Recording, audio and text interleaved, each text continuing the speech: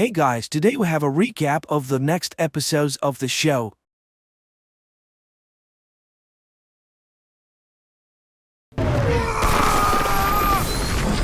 Magne and Vidar are lying unconscious on the pier when an ambulance pulls up. One of the paramedics rushes to Magne with a defibrillator and begins to administer aid. After receiving the shock, Magne instantly regains consciousness and emits a powerful wave that throws the man several meters away. While the second medic tries to help his buddy, Magne approaches Vidar's body. Vidar opens his eyes and whispers the words of a threat. Magne will die before the new moon comes. The lad runs away. At this time in the nursing home, one of the residents, Wotan Wagner, complains to the orderly Halvor about the broken wheelchair. Magne runs into the mountains. He is still shaken by the battle and turns to the bird flying above, blaming it for everything that has happened to him. Suddenly, Magne finds himself in the netherworld, and before him stands the ancient sorceress Volva, who takes the form of Isolde. She reminds him that he must now obtain weapons and find friends, for the other gods will surely come to his aid. Volva asks him not to come here because the giants might kill her too. Then she scoops up something from the glowing bowl and blows it in the guy's face. Magne is immediately alone on the mountain. Annoyed, Vidar rushes to his house and tells Ren and Saxa about the battle that took place. In the meantime, a group of young people are hanging out at a table in a street cafe when Magne comes running to them looking for the cashier. No one knows where she is, but everyone raves about Laurid's speech at the feast. Fjord then returns home and announces that he has not killed Gry. Not only that, he's going to leave home and live with the girl he loves. The boy does not want to take part in the coming battle. When he arrives at Gry's house, he announces his separation from his family. Magne reminds Lauritz of the stories of Ragnarok, but the brother does not take these ancient stories seriously. To prove his new identity, Magne bends a metal bat in front of his brother. Lauritz asks for time to think over what he has said. The next day, the head of the Adda police appears on TV and announces that an investigation has begun into Utul Industries, for which a well-known expert is coming to town. Lauritz is watching the broadcast devouring food. Suddenly, Turid arrives, and she's surprised by his son's voraciousness. In his room, Magne observes an obvious change in his appearance. His muscles are getting bigger and he's getting even stronger. Later, Turid invites the boys to celebrate their father's birthday and shows them a photo of them together. The family goes to their father's grave, where Lauritz makes the statement that the father would obviously be proud of a son who looks like a woman and uses makeup. Here, Magne looks like his father, but Lauritz looks like he's from a different family. Turid smoothes over the unpleasant conversation. On their way home, they meet Erich, and he informs them that by the school board's decision, Magne can return to school. At that moment, Turid asks for help. The car won't start. So Magne pushes the car to the car repair shop, where they are greeted by Harry, the mechanic. And there, Magne gets a clue where he can get the hammer. In the meantime, Vidar is watching a report on TV about the barrels found, while the women take the ancient weapon down.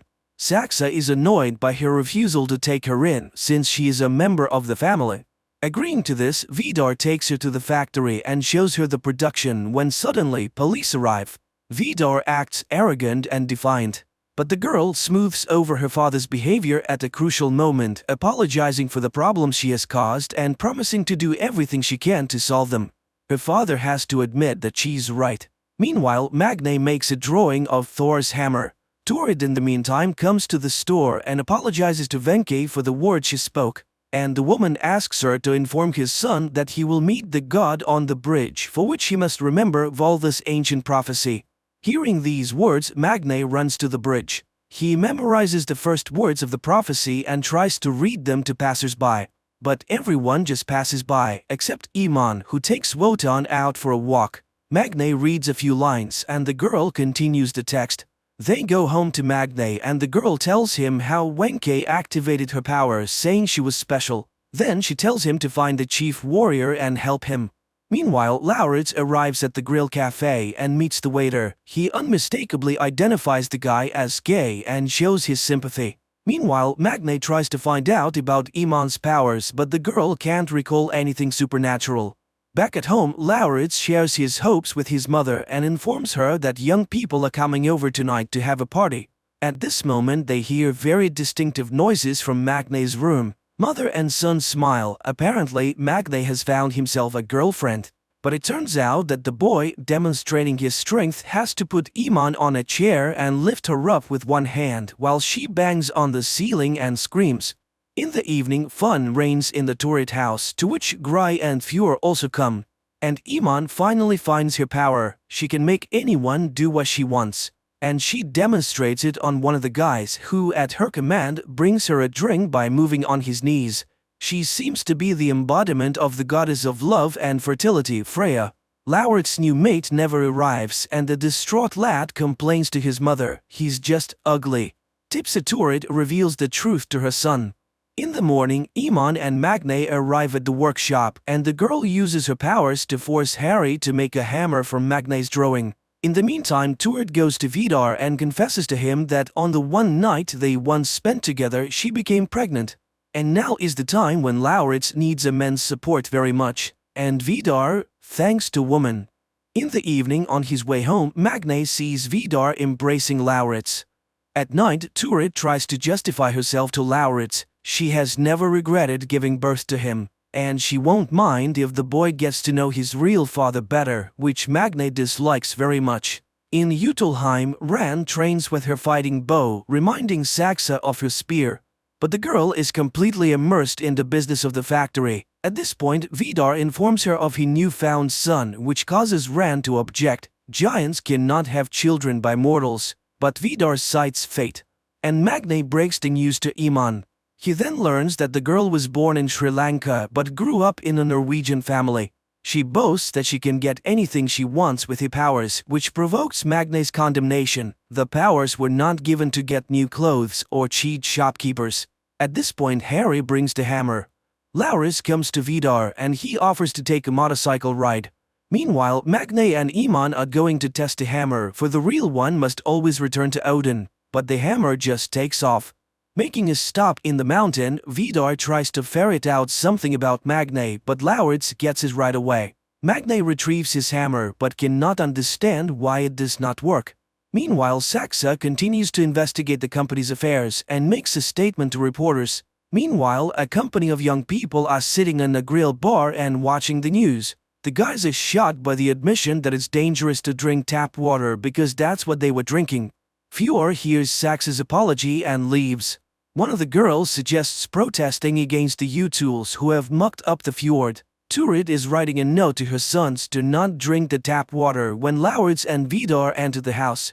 The boy is thrilled. His father has given him a motorcycle. In the meantime, Ran is looking at the pictures in the family album and suddenly brushes away a tear. At this moment, Vidar enters the house and announces that he is ready to take in his new son, which prompts a harsh protest from Ran. Saxa is struck by the abundance of emotion, for Ren has never been jealous of her husband. In the evening, Magne goes to the grill bar and Saxa arrives there as well. Seeing her, the guy pulls out a knife, but the girl just provokes him. At the end of their conversation, they come to the conclusion that their families have lost their minds. Cisterns of drinking water arrive in Edda, and Fuhr receives an invitation from Ran to talk. The woman has arrived at Gry's house and is waiting outside. He listens to his mother's account about the changes in the family and refuses to call Rand his mother. They are merely feigning their relationship. He has no intention of going back and wants nothing to do with the firm. Angry, Rand sees the Sayer family and tries to run them over with her car. But Magne manages to react and pushes his loved ones away. Rand apologizes, pretending to have lost control, but Magne doesn't believe her. He grabs the hammer and runs to Wenke. The old woman is frightened. The giants will kill her if they see them together. She's amazed at Magne's attempt to make the hammer because you can't just get it. She promises to tell him how to forge the real Mjolnir. After all, the giants have an ancient weapon with which they can kill anyone. She begins the story of the eternal fire of the ancient gods but notices Rand and hides in the building, promising Magne to tell him everything when he meets her on the mountain. Lauritz comes to Utelheim and is treated to mead. Vidar tells him that the lad is not human and gives him the heart of a deer he has harvested for him. Lauritz eats the meat and visions of ancient giants flash before him. Vidar grabs his hand and shoves it into the fire. The boy screams, but as he pulls his hand out, the burn disappears right before his eyes. He is now invulnerable.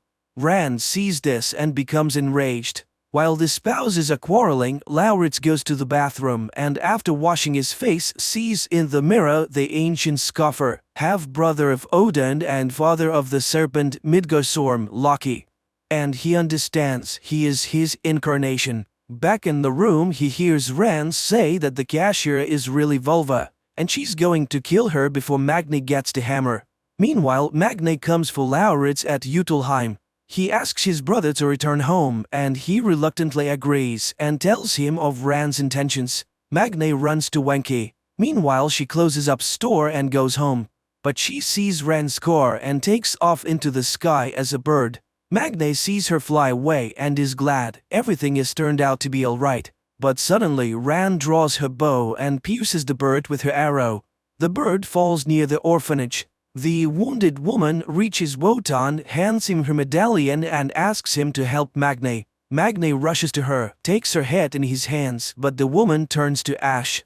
Magne cries over what was just his mentor, then runs to Rand's car and threatens to kill her. But the woman is very calm. She reassures the witnesses that the boy is simply sick. Iman pulls him away with difficulty. At night, Magne has a dream in which Isolde begs him not to give up. In the morning, the radio announces that the young people of the town are planning a protest. Turid speaks of Magne's intemperance. You should not shout at the school principal in the middle of the street. To this, Magne reminds her of the attempted murder of their family. But Turid is more concerned about the irrepressible appetite of Lauritz, who boasts to his brother of his newly acquired invulnerability. Magne asks to prove his loyalty and to help break into the Utel's house because he thinks the eternal fire burns in their hearth. Lauritz promises to help. Posters and appeals are hung all over Edda to shut down the harmful Utel's production, while Fjord and Gry bring her father to the hospital. The girl is grateful to her boyfriend for his support and is delighted when the boy agrees to spend Saturday night with her family. Meanwhile, Wotan examines Wenki's locket and puts it on himself, and at that moment he is awakened to who he really is, the king of the gods, Odin, who sacrificed a night to know eternal wisdom and is able to see the present, past, and the future. He is Thor's father and Loki's twin. Wotan begins to behave intelligently and calls corpseman Halvor a dark elf, which puzzles the man. Meanwhile, Magne continues his training and studies Scandinavian myths, and then sends a message to Iman that he intends to go to Utelheim to forge a hammer there. In the meantime, Turid and Lauritz go to the store, and while Turid is shopping, the boy tortures the man he meets, Erich, with questions about Loki. He tells him that Loki was the father of the snake Midgardsorm, which leads him to believe that Loki was the world's first transgender man. Saxa and Vidar arrive at the square where people are getting clean water in canisters. The girl is convinced that they should show their closeness to the people and then everything will work out, especially since the youth protests are planned. That's where Turid and Lauritz meet them and the latter asks to see Vidar. Saxa goes to the factory to attend to business. When Turid arrives home, she tells them that Lauritz has gone to Utelheim, which angers Magne. They had a deal. Apparently his brother has chosen their side. Meanwhile, Lauritz watches Vidar cook and confesses that he would like to come here more often. When he returns home, he is not given a warm welcome by his brother. But Lauritz earns forgiveness by showing Magne the entrance key to Utelheim he received from Vidar. Meanwhile, there is a dinner party at Gry's house. The father makes a lot of jokes and thanks everyone for what they have been in his life. Gry does not understand what's going on but is glad for a good evening. In the evening, the brothers enter the Utel house when no one is there. Magne sticks his hammer into the burning hearth, with absolutely no idea what's going to happen. And when nothing happens, Vidar walks through the door. Tripping over the backpack left by Magne, Utel pulls out the hammer. Magne has to come out and admits it's his thing. Vidar realizes what they were up to and kicks the guys out.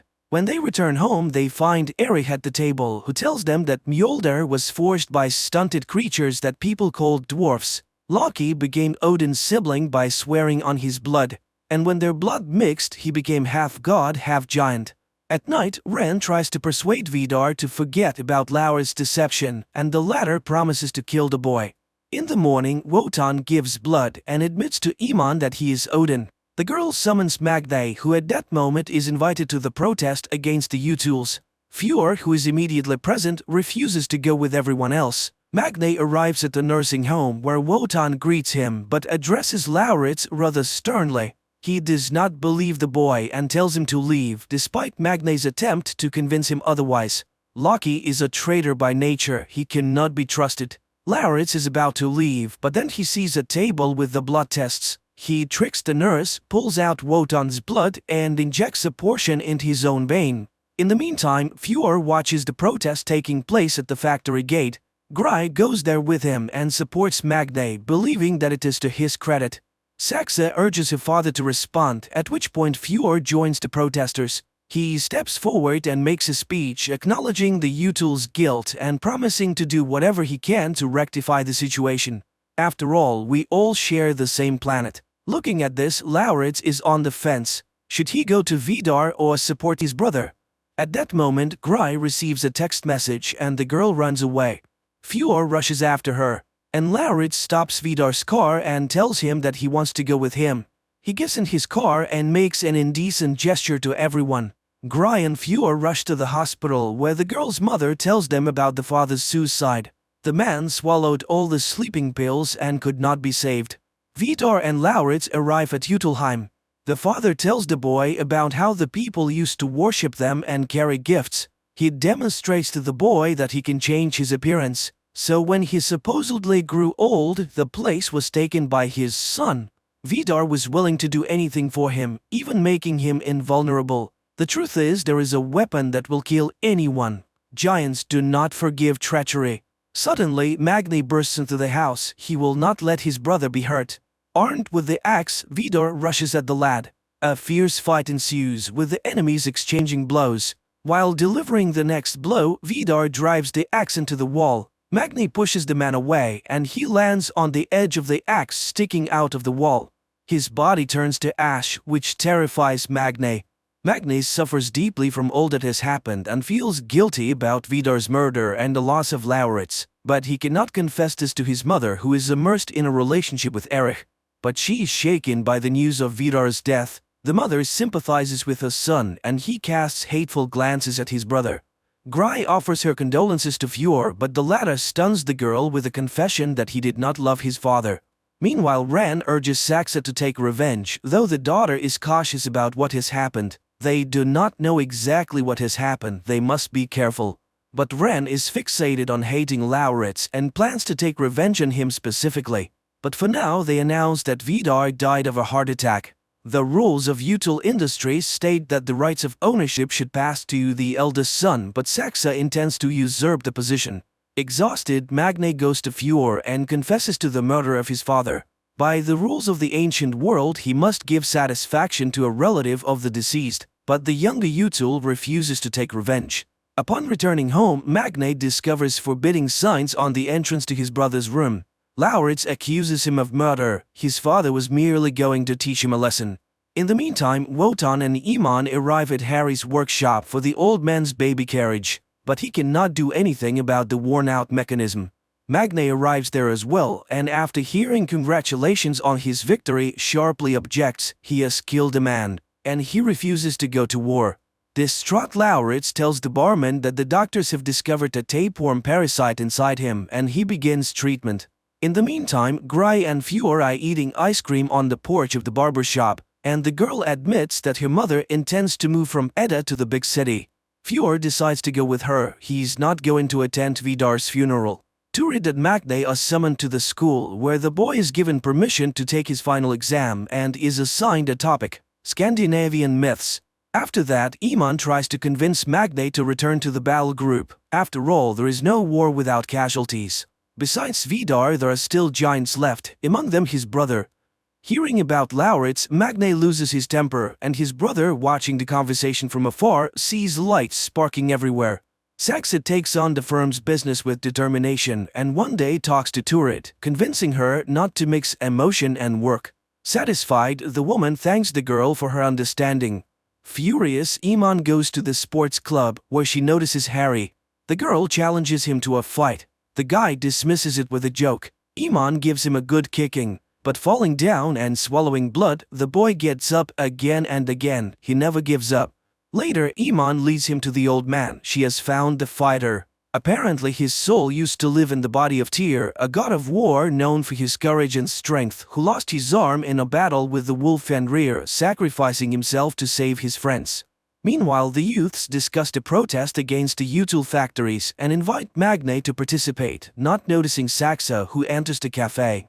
The guy is uncomfortable in front of her, but he doesn't know how to stop the conversation. It is Saxa herself who does this. Magne apologizes for losing a father and the girl accepts the apology. At home, Lauritz takes his medicine and remembers Vidar bitterly. The mother tries to reconcile the brothers, and while Lauritz agrees to hug his brother, he is twisted in violent pain. The boy is taken to the hospital and the doctors are shocked to see the size of the parasite inside the man. He undergoes surgery but the worm survives. The doctors intend to examine it because they have never seen anything like it before, but Lauritz intends to keep it.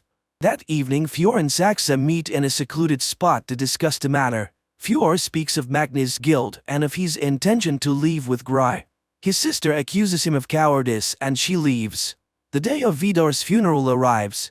Magne announces that he's not going to the funeral, but his mother asks him to do so for Lauritz's sake. At this point, the boy leaves the room. He has changed his image again and now looks very much like his father. Magne runs away, unable to see his brother.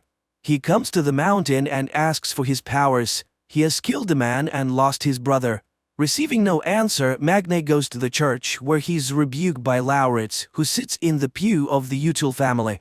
The inhabitants of Edda sing psalms, remembering Vidar, without noticing the storm that is coming upon the city. The priest reads a scripture recalling the son's duty to his father, and this is heard by Fjord, who does come to the funeral. Suddenly there is a thunderclap. Magne prays for his powers to be taken away, and Fjord goes to his father's coffin. And the moment the coffin is carried out of the altar, there is a tremendous thunderclap, and all the panes of glass fly out of the windows. Later, Gry and her mother pack up their belongings. The girl waits for Fjord, but he does not come. Instead, it's Magne who comes to say goodbye to the girl. She then goes up to Fjord's house to fetch him. But suddenly he refuses to go. There is something more precious than her. Seeing the change in his eyes, Gry runs away and asks her mother to leave quickly. The younger Util goes to the top of the mountain and pulls out the ancient Vidar world axe buried there. The monstrous serpent Midgardsorm is the spawn of Loki. Thor defeats the serpent in the last battle of Ragnarok. Magne wakens from a terrible dream. Isolde looks at him with a reproachful look. He falls down the stairs. He cannot see a thing. Turid brings him his spectacles. Magne understands what has happened. The strength has failed him. That same morning, Saxa admonishes Ren. The woman is abusing alcohol, and Ren wonders whether the girl is indifferent to Vidar's death. The girl nods in agreement. She does not feel anything. She hurries to the factory, but when she enters the floor, she finds Fjord at the desk. He has assumed the duties of the supervisor according to the statute. He exposes Saxa and removes the photo with Gry. Magne goes to Wotan, but he chases the weakling away. Neither Iman nor Harry recognize him anymore. Grieving Lauritz goes to Utilheim, where Rand demands his key back and confirms that Vidar intended to kill him. Meanwhile, Magne is preparing for the exam when Erich makes a remark. The guy puts too much emphasis on this story everyone already knows. It would be much better if you looked at those events from a modern perspective. Magne objects. If good triumphs over evil, it becomes evil itself. Erich is pleased. The moral of the myths is very interesting stuff. At this point, Iman discovers her English grades and becomes indignant. Her language skills are perfect. The grades are all wrong. The girl goes to Ran and uses her powers to get her grades corrected. Meanwhile, Turid discovers that Lauritz has some kind of monster in the aquarium which she finds disgusting. Magne learns that Iman has used her powers to change the grades. He reminds her that the powers are not for personal use. But the girl retorts, he's nobody now, and she does not care what he thinks. Turid demands that the creature be removed from the house, but she's forced to agree to her son's wish when he reminds her of the loss of his father. On his way home, Magne witnesses Harry beating up a guy who wanted to cheat and did not pay for gas. He intervenes but again receives a reminder that his opinion is no longer valued. Later he asks Lauritz to forgive him for he sincerely wanted to protect his brother. he renounced his powers and they were taken away. The brothers embrace, but Loki refuses to help in the battle. Fjord begins to run the firm's affairs with an iron fist and fires Turid for personal reasons. Upon learning this, Magne rushes to the factory and attacks Fjord, oblivious to the fact that his powers no longer exist. Utul ends up beating him and leaving him lying in the parking lot, telling him he doesn't even deserve to die. The battered lad goes to Wotan and asks for permission to rejoin the ranks of the fighters on the condition that he won't kill, but he's reminded that there is no other way of doing it. After Fjord's return, Ran takes his side, especially since Magne has lost his powers. Now the company is the first priority. Saxa is against the new policy, but nobody listens to her.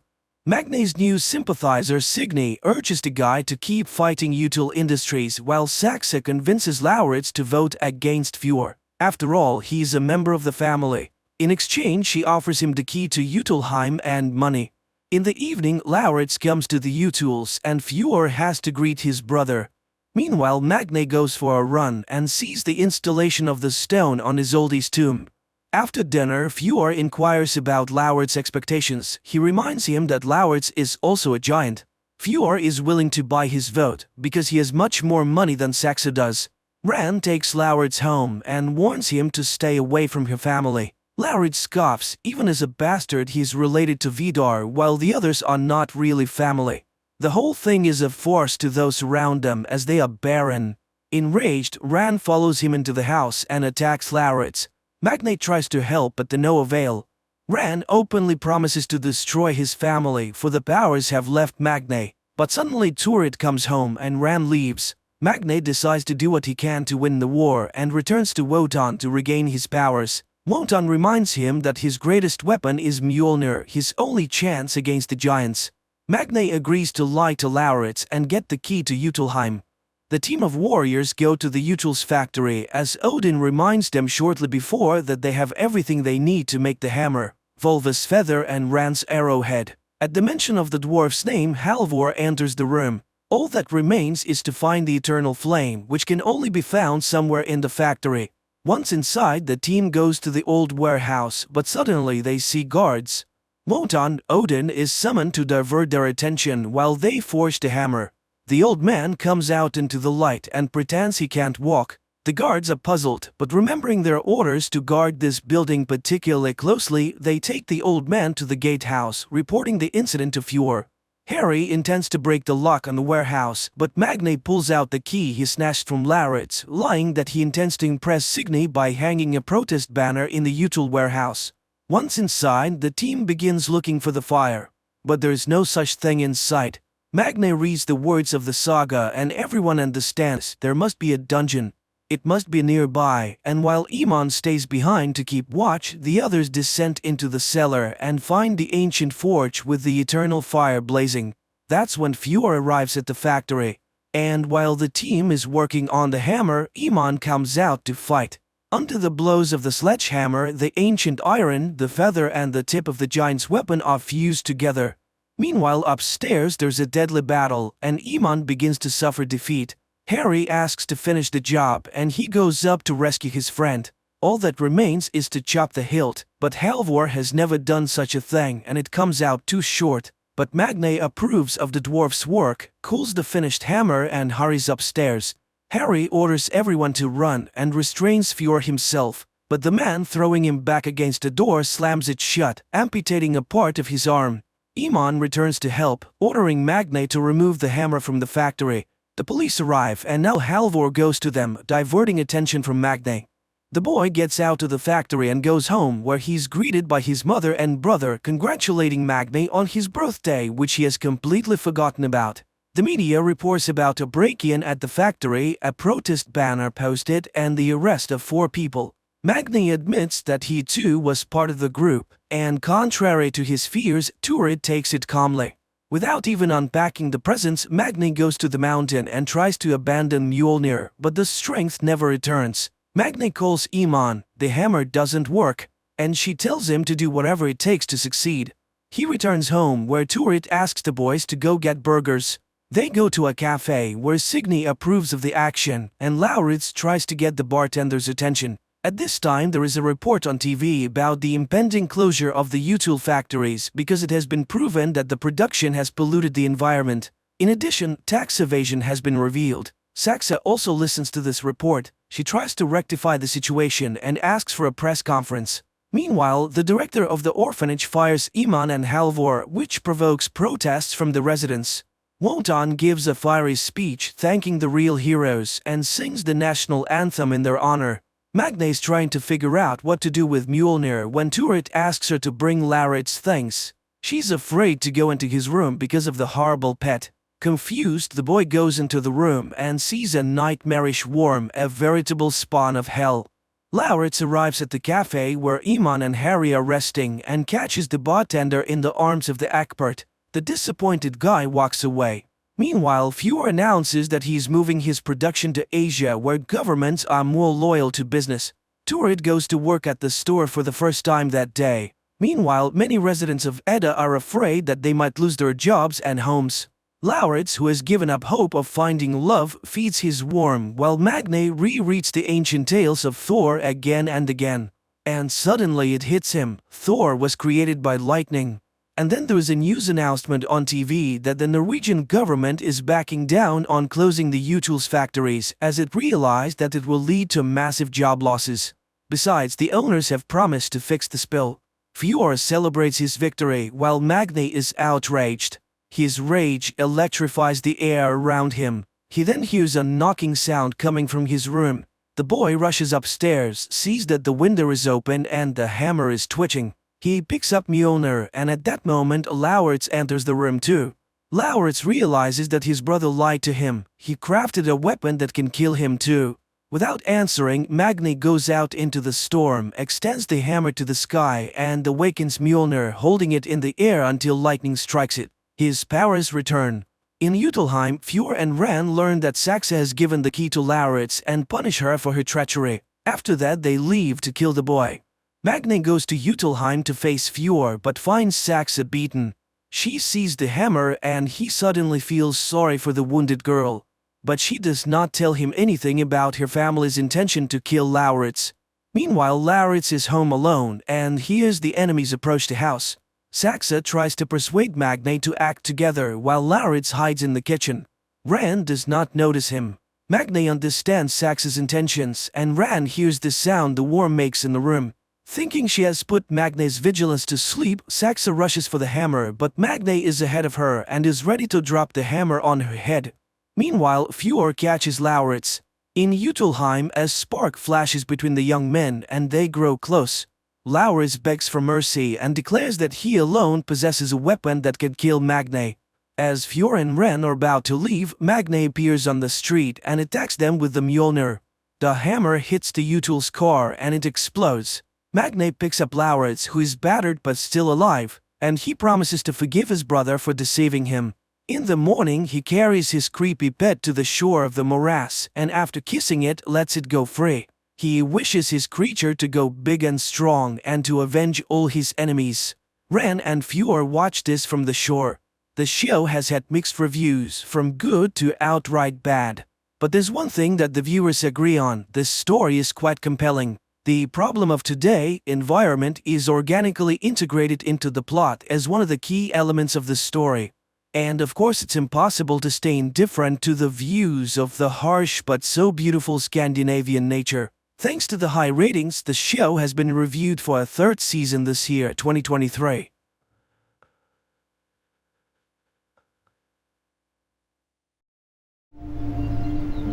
Okay. If it were a plague, where are all the bodies? American tourists, a young couple named Janai and Riley, arrive in Iceland to admire the magnificent nature and spend some time alone together. They check into a hotel and begin their sightseeing with a visit to a geothermal pool. Janai knows that Riley has spent all his savings on this trip and appreciates it.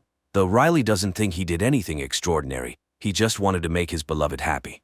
Janai notices that Riley brought his father's Rolleiflex camera and a lot of film. She is surprised that he prefers this outdated technology over a modern digital camera, but Riley explains that he dreams of capturing the imperfections of the moment rather than having a computer program automatically correct all the mistakes. He admits he's still learning, but he's striving for perfection and promises to take her portrait. One day they visit an old church, and a priest tells them its history. The man is convinced that life in pre-Christian times was simpler. It was an era of long journeys and discoveries. The couple tours the island's landmarks, goofing around and capturing everything on camera. Later, Janai tells Riley that her father is a preacher, although his church isn't as beautiful.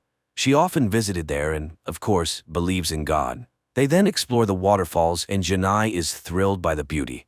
They are very happy and consider the trip wonderful. However, at night, Janai can't sleep. It's too bright outside. She looks out the window and sees strange flashes of light in the distance, mistaking them for an exceptionally bright aurora borealis. But exhaustion takes over, and she falls asleep.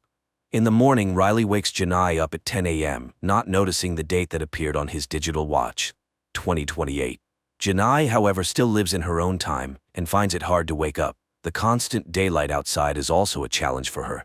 Nevertheless, she somehow manages to get out of bed. The couple heads out for breakfast, but it turns out that no one has prepared it. In fact, there's a strange silence and emptiness all around. There's no sign of the staff, nor of other guests.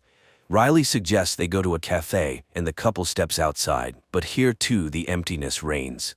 There isn't a single passerby, although the traffic lights work perfectly, and the signs above the establishments and shops are brightly lit.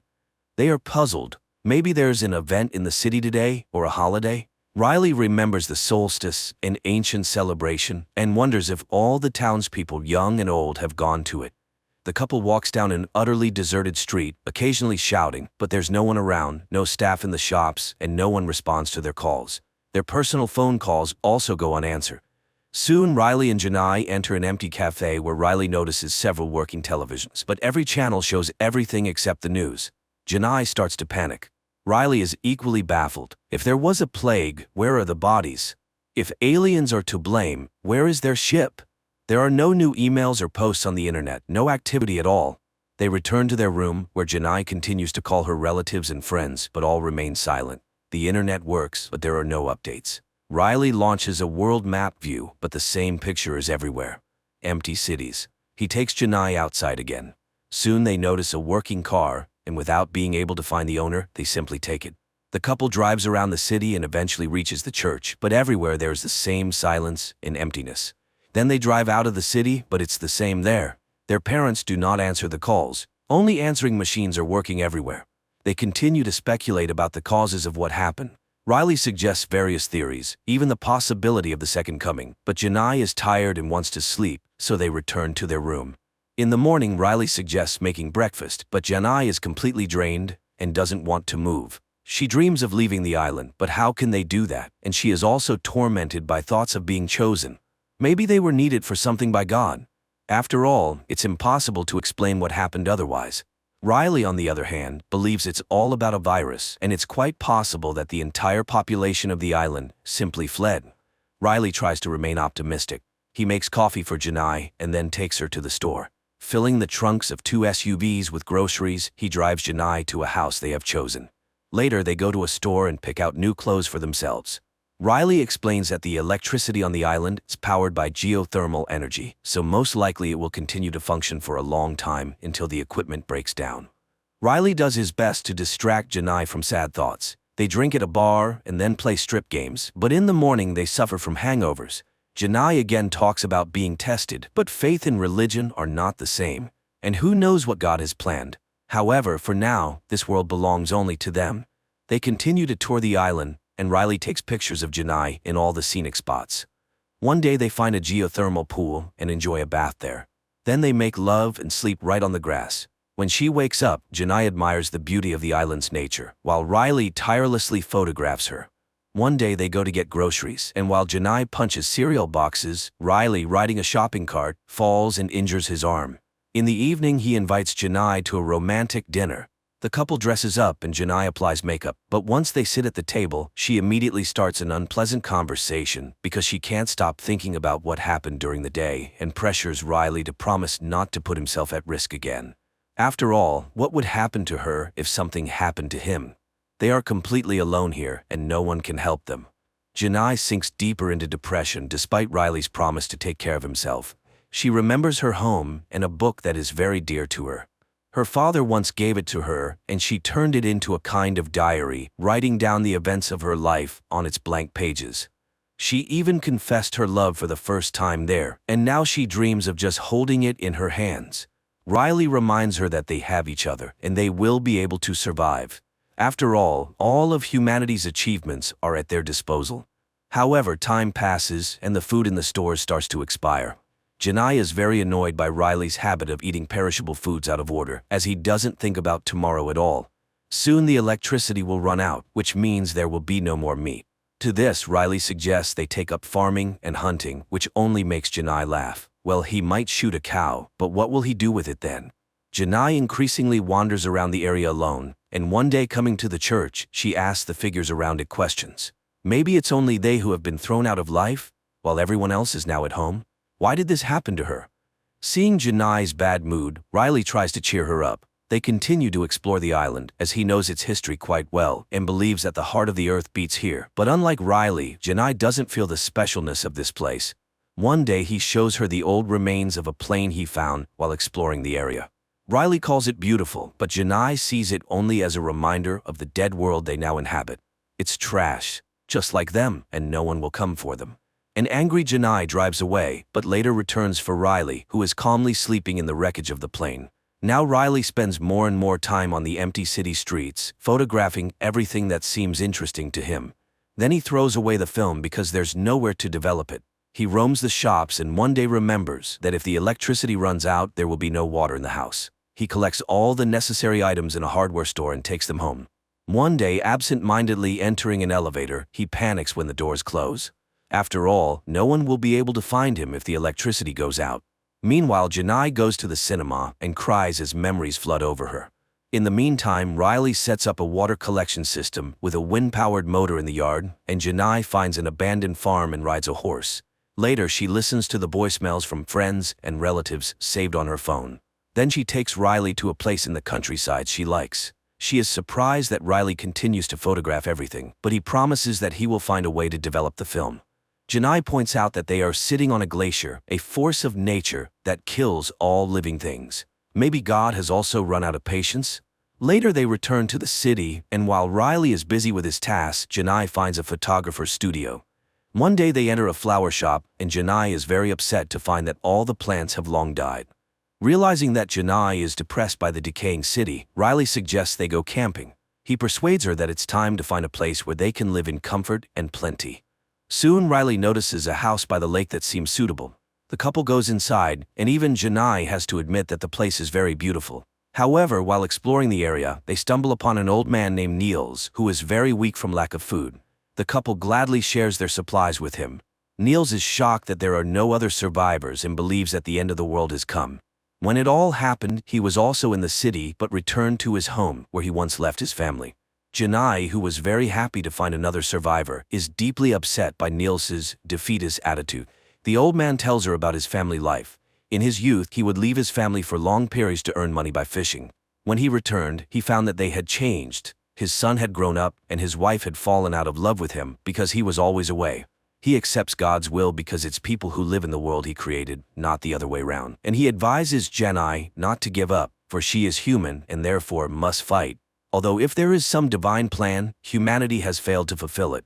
The next morning, Riley informs Janai that Niels has died. Janai is shocked by this. Riley says he found a cemetery by the lake where he chose a spot next to Niels's family, but Janai isn't sure that these people missed the man during his life and would be glad to see him now. Riley is puzzled by Janai's thoughts, but she suggests they not bury the man at all since no one needs it. Riley tries to remind her of human customs, and Janai suddenly thinks that there might be others who need their help. After returning to the city, Janai becomes obsessed with searching for other survivors. She drives house to house, marking the empty ones with red tape. Riley suggests that she is looking for answers where there are none, and that instead they should try to make the most of their new life. But Janai isn't sure this can be called life. While Janai rushes around the city, Riley finishes building his wind turbine in the yard. Time passes. The couple continues to walk around the island, and Riley continues to photograph Janai. One day he takes her to a waterfall and says that water is always alive. It flows, freezes, melts, and flows again. Life tries. There is no yesterday or tomorrow here. There is only today. They need to try to understand this and survive. But Janai interrupts his musings with a kiss. Later they return to the house, and Janai notices that the water is running out. She washes the dishes in a basin while Riley goes to sleep. Suddenly she notices an email on the laptop. Janai opens it with trepidation and cries when she realizes it's a photo from Riley. Morning comes. Riley goes to the kitchen where a large envelope addressed to him is lying on the table. He connects his water system and opens the envelope. Inside are printed photos of Janai, but the girl herself is nowhere to be found, and this worries Riley. He rushes out to find her, visiting all the places they liked. Meanwhile, his system starts working, and water flows into the house without the need for electricity. Riley continues to drive around the island and finally finds Janai's body floating in a geothermal pool. Realizing that she did this voluntarily, he at first also wants to end his life and jumps into the water, but soon he resurfaces and climbs out. Riley cries as he sits by her body, then lays her on the grass, not knowing what to do now. Then he simply leaves, abandoning the girl by the pool. Riley gets into the car, drives onto the road, and drives for a long time without holding the wheel, but gradually his hands lower onto the steering wheel, and he firmly grips it as if deciding to keep living.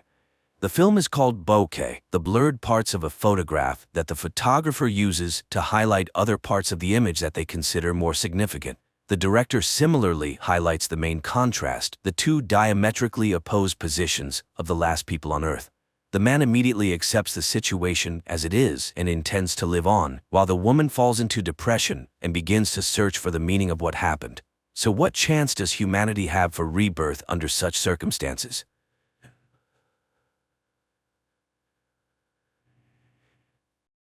The next day, Faraday records a message to his wife.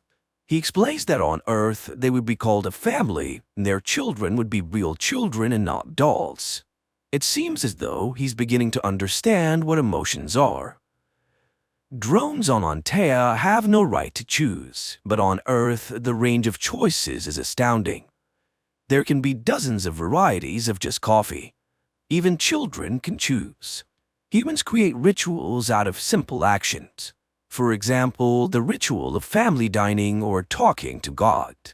And during meals, people share their day's events. They also experience a sense of joy which Faraday wishes to experience with his wife. Each generation here produces a handful of great minds. Justin is one of them. The number of emotions experienced by people in a day is absurd. And everyone around Faraday lives in fear of some kind. The fear of failure leads Clay to meet with Finch. After a tough conversation, he still pleads for another week, as Faraday was almost done building the device. Faraday then continues to explain that on Earth, everyone has their own self, but on Antea, they are born either as knowers or drones, but here everyone creates themselves. And people also believe in something higher, that is, in God. One day, Josiah suddenly cuts off a conversation about synthesis and leaves the table, and this marks the beginning of his changes. Then a man plays a jazz record explaining what it is and how it originated.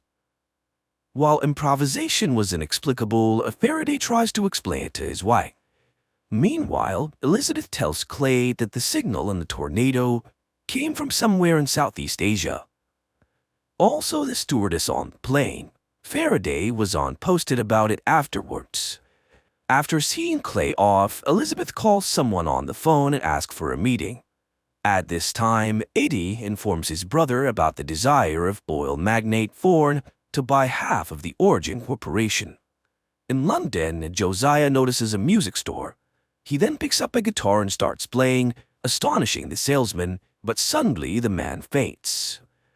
Justin finds him in the hospital, and although doctors were sure everything was fine, Faraday tells how Josiah was born in the Bahamas and turned his genius to music in his youth. But his wife left him after their daughter was born, and the alien confesses that she shared his DNA with the old man, which is now rewriting Josiah's human genome, and what he will turn into is unknown. Josiah then leaves the house and goes to a bridge. There he finds a wasp nest and stares at it for a long time, and upon returning home, starts writing an endless equation. The doctor arrives and announces that his blood oxygen level is elevated. Justin blames everything on Faraday, but suddenly, Faraday realizes that Josiah translated his daughter's equation into sound frequencies and wrote a song, the key to the synthesis process. He sets up a keyboard instrument in front of the device and asks Josiah to play its melody. Well, the man begins to play, and gradually, by changing frequencies and tempo, he manages to activate the device. Faraday joins him, and everything works out. That night, Elizabeth takes Josiah's medical chart from the doctor and reports of Clay about Faraday's successful experiment. Looking at the test results, she figures out that Newton is in Cambodia, where a cement bunker can be seen in the middle of the jungle. Clay informs Finch about this and she forbids him to go there. But the agent sends a special force team to Cambodia. The soldiers enter the building, which turns out to be empty. But inside they find unknown plants whose dust kills them. Clay watches this in horror through a mirror screen. Meanwhile, Molly asks her family to help her with an assignment and create a family tree. But they have no photos, so Faraday draws a very similar family portrait to which Molly asks to add him. At this time, Hutch and Eddie attend the presentation of the new oncology center of the Magne, born because Eddie is obsessed with the idea of using it to protect against the CIA. Clay's people try to understand what happened in the bunker of Cambodia, and Elizabeth finds power lines laid out of the bunker, but can't yet track exactly where. Josiah notices that the fingerprints are disappearing from his fingers, and he hears synapses forming in his brain, and realizes that he's becoming an Anthean. At Eddie's estates, a meeting begins attended by Clay. Justin realizes that he is not a scientist at all and starts suspecting that something is not right. She doesn't want Faraday to fall into the hands of those who tore Newton apart. And later, Finch reprimands Clay for the soldiers' deaths and orders him to fly to Washington.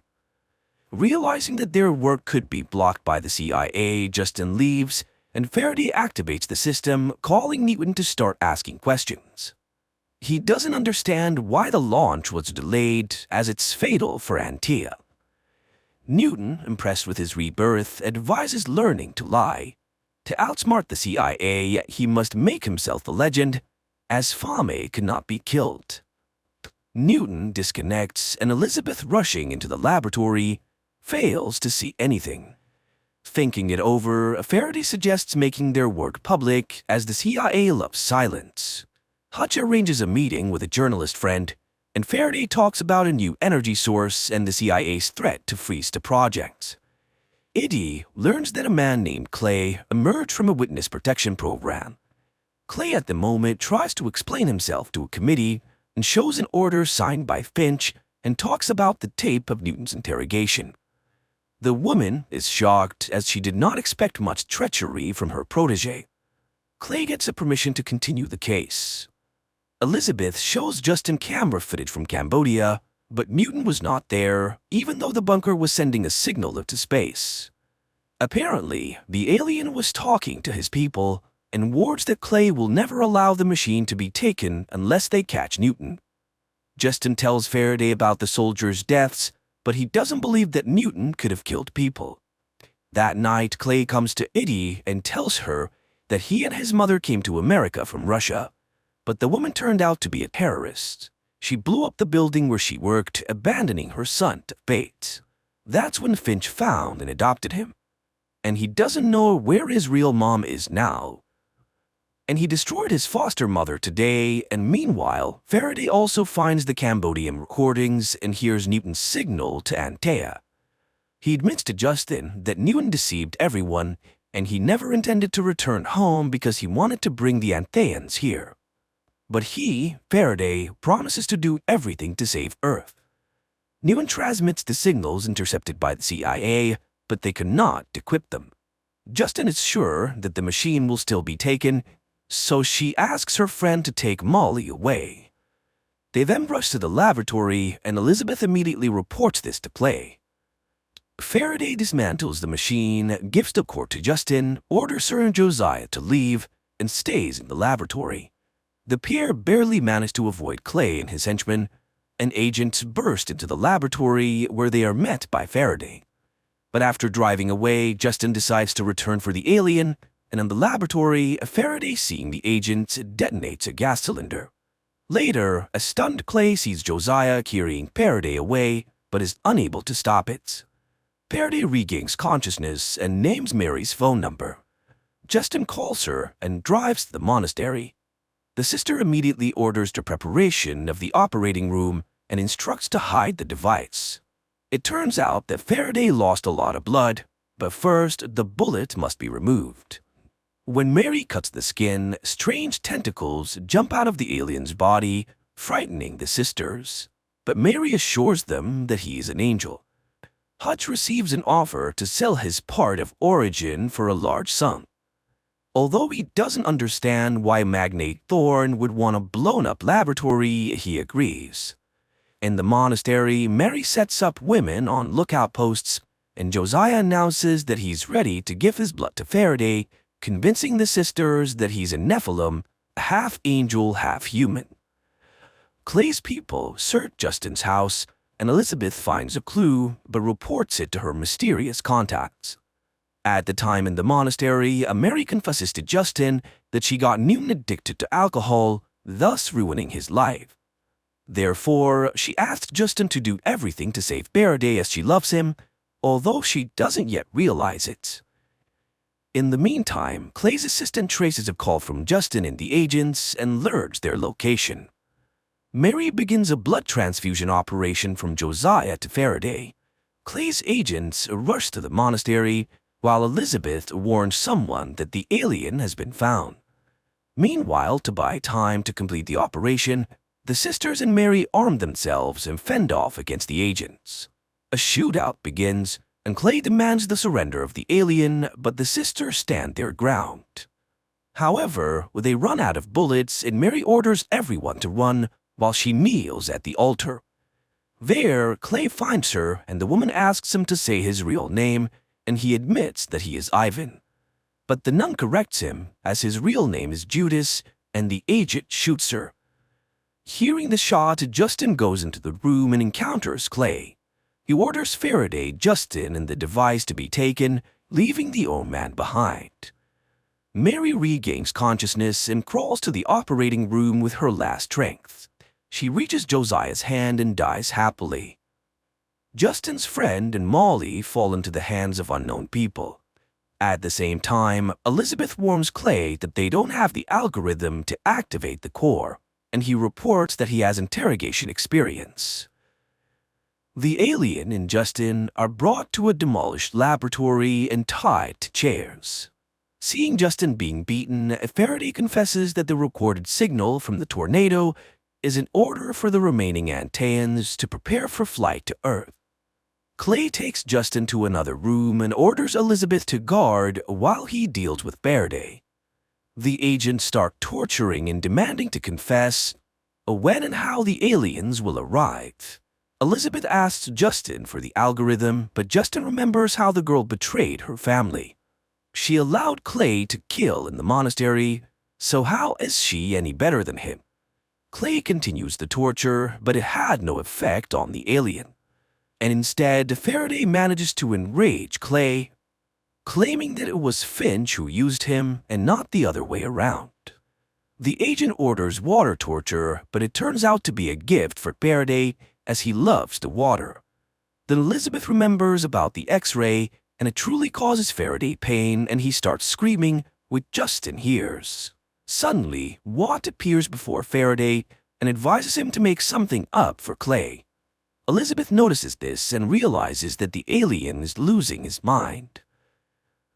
Watt, meanwhile, suggests to Faraday that Clay had two families. The alien starts seeing that one family abandoned the boy, and the other he betrayed himself. This turns out to be the boy's eternal pain, and Clay gets angry and shoots Faraday in the leg. Visions of Antea, his family, and the flight flash before the alien, and he gives Clay a vision about the imminent arrival of a ship prepared by Newton. The synthesis machine is the ship's engine, but without Faraday it won't work, and the alien offers Clay to play Russian roulette. and this is because he can entrust synthesis only to someone who won't hesitate to sacrifice themselves for progress. Faraday tells Clay about his biological mother's dossier, which he found on the internet. He'll say where she is if Clay loads a bullet, spins the chamber, and pulls the trigger. The agent will have a chance to ask 5 questions, and if he survives, Faraday will give him the synthesis. The agent agrees to the terms, and they start the game of Russian roulette. Clay asks about the world of Antea. Faraday tells, and the agent pulls the trigger, and he survives. Finally, they get to the main question for Clay about his mother, and the alien confesses that everything with his biological mother was planned and executed by Finch. She was part of a team working on Newton, and she deliberately deprived the boy of his family and took away his name. Clay, driven mad, points the gun at Faraday, but Elizabeth, who enters, shoots first, killing the agent, and she contacts someone and reports that she has Faraday and Justin, and soon people from oil magnate Thorne arrive at the bunker. Molly has been with them for a long time and is safe, and Josiah is also alive, but his illness has returned. All of them are now under Thorne's protection as he sees the future in synthesis. The people are taken to meet the magnate, and in a vine-covered cave where Buddhist monks sit on the floor, they meet Newton. Faraday recalls how on Antea the knowers took seeds from him that was supposed to sprout on Earth. In the present, Faraday expresses outrage over his dissection, but Newton draws attention to the surrounding vegetation. He had given the monks Antea seeds in exchange for shelter and permission to observe their prayers. This area is a complete magnetic anomaly, which is why satellites see nothing and the CIA cannot find him. Therefore, no one could spot the huge spaceship that Newton built. He shows the ship to Faraday, who realizes that only the knowers should come to Earth. Faraday's shocked because it was the knowers who made all the decisions that led to Antea's demise, and the drones just followed their orders. But now it's the knowers who must perish. Justin also realizes that after the arrival of the knowers, humans will become drones, and after all, the reborn Josiah stopped experiencing emotions and began to prioritize efficiency over love. Newton insists that only the merging of races will give Earth a chance to survive, but Justin is adamantly against it. She refuses to unlock the device algorithm, which she altered before fleeing the laboratory. She leaves, and Newton forces his student to learn the algorithm, as he's destined to be the one who will greet the aliens on Earth and prevent their killing. This is because he will become a legend after becoming the head of the Origin Corporation. Faraday demands to take his family on the ship, but Newton advises forgetting about them and staying Justin. He doesn't want to see drones on Earth. Faraday was wrongly classified as a servant because he always asks questions. Faraday finds Justin, who's disappointed in him, and demands to be taken home, but he couldn't do that until he learns the algorithm. He confesses that it was she and her family who taught him to love. Justin gives in and goes home, and they again live in their old house. Josiah's illness has returned, and the woman is disappointed, but her father reminds her of faith, which will help them endure everything. 3 months later, Elizabeth visits Justin, and the woman confesses that she betrayed them for money. But now the CIA will take revenge on her and sooner or later kill her. But before that, they will take Faraday, and Elizabeth gives her cross to Justin and asks her for forgiveness, and Justin reveals to her Thorne's identity. Later, she accidentally finds Faraday's device, which alerts her to an approaching tornado. Justin follows its directions and enters the hurricane's eye. Meanwhile, news reports broadcast a man ready to share a new type of energy with the world. In the evening, in a huge theater, Faraday appears on stage and he begins to talk about everything that happened. Simultaneously, agents head to Justin and Hutch's home. At the theater, a sniper targets Faraday, but he pulls out the synthesis box, forcing the sniper to stop. Faraday is brought to Finch, and he refuses to answer until he sees Justin and Hutch. Although Finch is sure that she is one, the couple is brought in. Then Faraday reminds them that the controlling stake in the new enterprise now belongs to Justin and Hutch, and without their consent, no one can do anything with the device. Faraday will fly to Antea and bring back the remaining people of his planet to Earth. Finch threatens all three with imprisonment, and in response, Faraday announces that in 12 hours, the blueprints for quantum synthesis will appear on the internet, and people will get it for free, and the USA will no longer be the world's owner. Finch threatens Justin's family, but Justin reminds her that against the system is the entire population of Earth, and now the CIA will have to worry about their safety. Later, Faraday comes to Newton, who admits that he's proud of him. Later, Faraday visits Josiah to return his hat and thank him for showing him his paternal love. He says goodbye to Molly, teaching her Antean gestures, and she gives him a logo figurine. The hardest moment for him arrives saying goodbye to Justin, and he will bring his family there, although they might not recognize him now. But the woman is sure that everything will be as it should be. Faraday prepares for departure, while Molly and Justin planned Anthea's siege near their house. And at night, they watch the launch from a distant star. At times very naive, at times deep and subtle, with philosophy, with reflections on family values, but overall, lovers of science fiction should really enjoy it.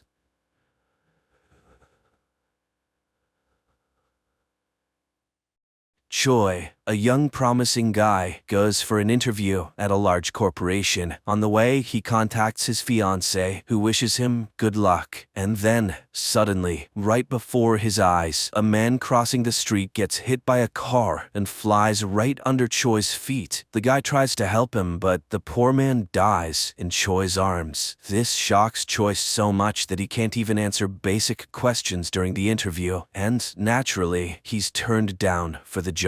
He spends the next 7 years searching for work, working as a laborer, waiter, and taxi driver to pay off his debts while his friends gain experience and create families. He sends out thousands of resumes, goes to interviews, and believes he'll find a good job. But time passes, and nothing changes. One day, he goes for an interview at the same corporation as 7 years ago. After reading his resume, listing various odd jobs, the manager notes the guy's persistence, numerous certificates, and licenses he's obtained. Choi leaves the interview hopeful, but then he's told that his investments have completely burned down. In a fit of despair, he rushes to the investor to confront him and ends up breaking his doors. The neighbors call the police, but it's too late. Choi voluntarily handed his money to a scammer. Distraught, he walks to his fiancée's house and sees her being dropped off by a man in a luxurious car. She notices Choi and offers him money for the time being. Upset, Choi asks his fiancée to forget him, as she shouldn't tie her life to such a failure, and he goes home. He finds all his belongings at the doorstep, as the apartment owner evicted him for non-payment. In the morning, he receives a message rejecting him from the job at the corporation. This finally drives Choi insane. He climbs to the rooftop, realizing that his life went awry on the day the man hit by the car died in his arms. Choi is no longer afraid of death. He takes a step forward and falls, and on the ledge, his phone rings, displaying his mother's name. Choi regains consciousness and darkness. Confused, he removes the blindfold and finds himself in a chair inside an airplane. An unknown face is displayed in the monitor. Suddenly, a girl appears, reading his last note. She announces that he's dead, but strongly disagrees that death is a way to end the pain. She transports Choi to a place where she intends to show him real suffering. They find themselves on a tall tower, with cries coming from below. She is the goddess of death and intends to punish him for insulting death. With those words, the girl throws Choi down and he falls into a horde of horrifying creatures in a sea of blood. He screams, fights off monsters, and he's back in the airplane cabin, facing the goddess of death. Choi learns that as punishment, he must die 12 times in different people's bodies. If he wants to avoid hell, he must try to survive in at least one of the given lives. Choi tries to object,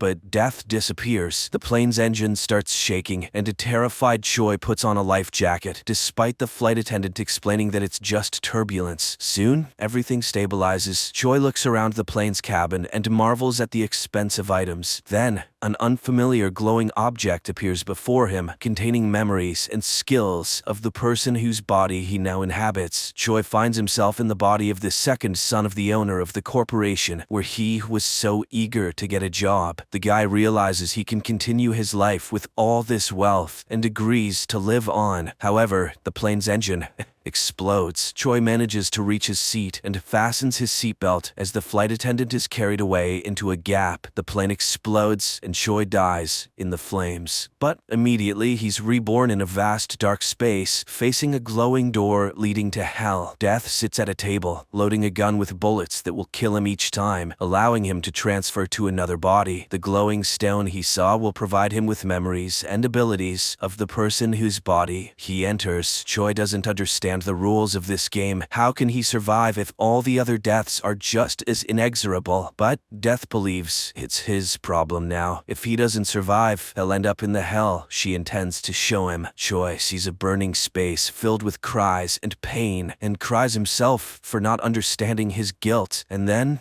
Death confesses his guilt is that he arrived at death before she came to him, but he still has a chance not to go to hell. Death shoots, and Choi finds himself falling from a great height as a man. At first he pleads for help, but then the glowing stone appears, and Choi realizes his new body is that of an extreme sportsman, agreed to make a parachuteless jump into a specially made net, televised worldwide. If he succeeds, the sponsor will pay him a huge sum. The glowing object penetrates Choi, and endows him with the abilities of an athlete. The guy is confident that he can do it all. However, he crashes right in front of the net, shocking viewers worldwide. Choi finds himself on the brink of hell once again. He's outraged. He didn't have the slightest chance to survive. Then the guy starts recounting that he was born into a poor family, couldn't find a job, and lost his fiancée. He had nothing to hold on to. Death mocks his enumerated problems and shoots him in the head. Choi finds himself in the body of a teenager this time. He then sees one of his classmates watching a video of the crashed athlete and laughing at his death. A glowing stone appears, and Choi learns that he lives with his mother because his father died. The woman works hard to support her son, but he hates school because the class leader bullies him, and one day, after another beating, he decided to jump from the roof, and that's when Choi enters his body. Choi realizes that if he survives, he won't go to hell and can start over, but the class leader immediately reminds him to bring him some milk. He needs some milk! An indignant Choi grabs a chair and attacks the leader to teach him a lesson, but the leader's friends come to his aid. One of them, a tall, strong guy, beats up Choi, and no one comes to his rescue. During classes, Choi reflects on his situation and concludes that he first needs to gain the support of the strong guy. He returns home and, looking at the poor apartment, remembers his mother. He also grew up in poverty with a single mother, who is now completely alone. Having dinner with another mother, he sees his own and cries from the pain of loss. In the evening, he receives a message demanding money from the class leader, who constantly bullies Choi. The next day, Choi meets with the strong guy, and he explains that the class leader is friends with the strongest 11th grader, and he allows his henchmen to do whatever they want. During lunch, the leader again bullies Choi, and in front of the whole school, Choi pours noodles over his head. Shocked by such audacity, the leader orders the strong guy to catch Choi, but he suddenly refuses because he doesn't want to miss lunch. Realizing that no one is going to protect the leader, the others laugh at the now former leader. The strong guy remembers how Choi asked him not to interfere with what's about to happen. The former leader rushes to the 11th grader, who leads his gang to settle the matter. But upon seeing who his help was needed against, he's puzzled. Can't a schoolboy handle a little classmate on his own? Then why is he in his gang? The embarrassed former leader tries to attack Choi, but the strong guy steps in. The power of the foolish schoolboy has come to an end, and even his girlfriend prefers someone else now. Choi starts running to get stronger because he needs to be strong, and then one evening, the former leader attacks him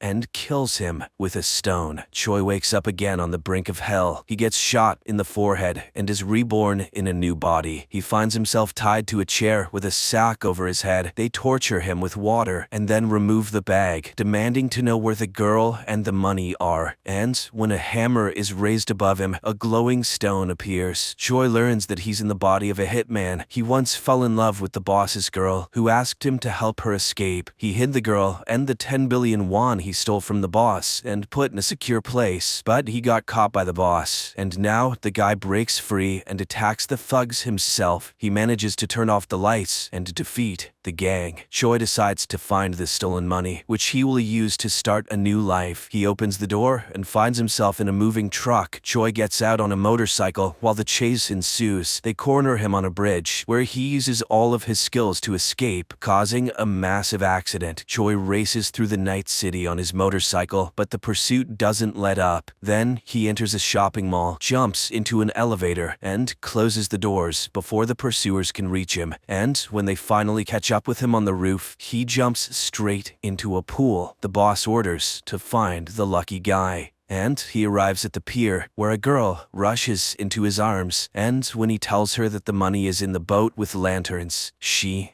shoots him. Choi finds himself at the gates of hell with a laughing death. But Choi is not so simple, because he didn't reveal the exact location of the money. In the next life, he hopes to find it. The guy dies and ends up in a prison cell. His friends warn him to behave well, or the murderer, a psychopath, will finish him off just 4 days before his release. Then, the psychopath enters this cell, and Choi recognizes him as the class leader who bullied classmates. Unable to contain himself, Choi attacks him. Other inmates drag him away, and then a glowing stone appears. Choi's new body is that of a guy who dreamed of becoming an MMA fighter, but his mother got into debt, and the guy agreed to commit a crime for someone else's money. The fighter was still a minor, so he got a suspended sentence for running over a pedestrian. However, during the trial, the victim died, and the guy received a real 2-year sentence. When the real culprit's lawyer came to him, the fighter threatened to expose him and demanded more money, and now Choi is trying to get the schoolboy to admit that he's not a scary psycho murderer, but a pathetic teenage killer. The inmates, outraged by such lies, beat up the murderer. One day, during work in the workshop, a tragic accident occurs. While the guards take away the injured, the others arm themselves and, stating that Choi won't leave the prison alive, attack him. But the future champion of MMA scatters the attackers. At night, he catches the schoolboy making a shank, and to punish him, he pretends to see dead people, and now the victim of the schoolboy is standing behind him, saying that he will forever haunt his killer. The former, very gullible class leader experiences a mental breakdown. The day of release arrives. Choi meets the lawyer of the real culprit, who brings him additional money, but suddenly the guy refuses them because he intends to live honestly from now on. Later, he goes to the pier and finds the 10 billion won hidden by his past self. He brings them to a rented apartment and makes plans for the future. At night, he dreams of his mother and wakes up in tears. And then, he receives a call from the mother of his new body. Choi promises to come. He divides the money into 2 parts, preparing one for the new mother, and hides the other in a storage room at the station. Choi goes to the area where the fighter lived. He is attacked by a man with a knife, and Choi doesn't understand who wounded him. The man reminds him that he ran over his daughter with a car. The guy apologizes and confesses that another person committed the hit and run, and he took the blame for the money. The perplexed man stops when footsteps are heard and flees. It turns out that Choi's prison buddy caught up with him, but suddenly he confesses that he went to prison to kill the fighter and is now glad to have found him first because there is a reward for his head. The guy stabs Choi, who dies, regretting the money, and the phone rings, displaying the name of the mother. Choi finds himself before death again, but this time he cries, remembering his mother. Death is disappointed with his new failure, and he asks to be shot. In the next life, he finds himself in the body of a young guy, not far from the train station. Choi runs to the storage room and manages to retrieve the bag with the money at the very last moment. Then he sees a guy on a poster, and the appearing stone informs that the guy works as a model. Choi goes home and admires the expensive furniture. Then a call comes in, and a friend of the model reminds him of a party. Choi goes goes to the party and realizes that he can't handle alcohol because he gets drunk quick. Suddenly, the CEO of the corporation where he tried to get a job several times at appears, and Choi tries to get to know him, but then he completely indulges in the fun. He wakes up when his older brother wakes him up. It turns out they have a whole cafe to take care of, and when his brother leaves, Choi has to take responsibility for it, and on this day, he needs to work as a waiter. And then, at the cafe, enters his fiancée from his previous life, Ji-sil. The guy is completely speechless. He remembers how they met when the girl lost several pages of her first book, and he picked them up, and how he suggested they break up because he considered himself unworthy of her. And now, a new meeting. Choi's brother, noticing his awkwardness, informs him that the girl is a famous writer. Choi immediately Googles and learns that the girl's novel recently won a contest. It was dedicated to her favorite guy. Choi remembers the night before he jumped from the roof. Apparently, in that envelope was her prize money. Upset, the guy leaves to find the girl's book. As he reads it, he realizes that it was based on their shared experiences and events. He told her that no one would cherish her more than he did, and he promised never to let her go. Now, in the cafe, he remembers that he promised to give her a fountain pen after the publication of her book because, according to her, every true writer should have one. That evening, he secretly bought the pen and asked for it to be engraved, but he never gave it to her. Then, the man who he saw in front of her house that day approaches Jisoo, but now he is with his family and calls the girl his sister. Choi realizes his mistake. The next day, he meets the girl with her favorite tea and asks for permission to tell her the idea of a new book. He tells the story of a person experiencing a series of deaths. The girl is amazed because he narrates everything so realistically. She asks for the hero's name, but instead, Choi asks for her autograph, and suddenly he sees the same pen in the girl's hands, which, it turns out, was given to her by Choi's mother. From that day on, he meets with her daily and told her what his supposed hero was going through. The girl was astonished because everything sounded so realistic, as if he were talking about a real person. One day, he gave the girl a red umbrella because it was raining outside. He returned to the cafe, where a waitress broke a glass, and he helped her clean up the shards and cut his hand. Then, police sirens sounded in the distance, and the girls who entered the cafe began talking about the accident victim. Choi rushed to the scene of the tragedy and saw the broken red umbrella. He started shouting when he saw Jisoo standing across the street. The girl saw all of this and stayed to bandage his hand and talk. She understood that the guy was scared for someone dear. After all, she behaved the same way when she learned about her beloved's death. As a farewell, she says that she won't come anymore because his stories reminded her of her loss. Later, she goes to Choi's burial place and cries in front of his photograph, and Choi himself watches this from the sidelines. After waiting for the girl to leave, he approaches the shelf with urns, where Choi's mother finds him. He hears her crying and cries himself, trying to beg for forgiveness. Later, he writes a letter to Choi's mother, supposedly from Choi's friend, and puts it in the bag with the money, and gives it to the woman. The next day, he meets Jisoo and tells her the continuation of his story. She finds it amazing, and she allows him to accompany her home. On the way, she hopes that his story will end well because she feels sorry for the main character. He remembers how once she introduced him to her colleagues, not caring that he was a waiter, as she considered him hardworking and handsome. She meant everything to him, but he never told her that. He thought she would cope with his death, and now he wants to apologize for not understanding her properly and admits that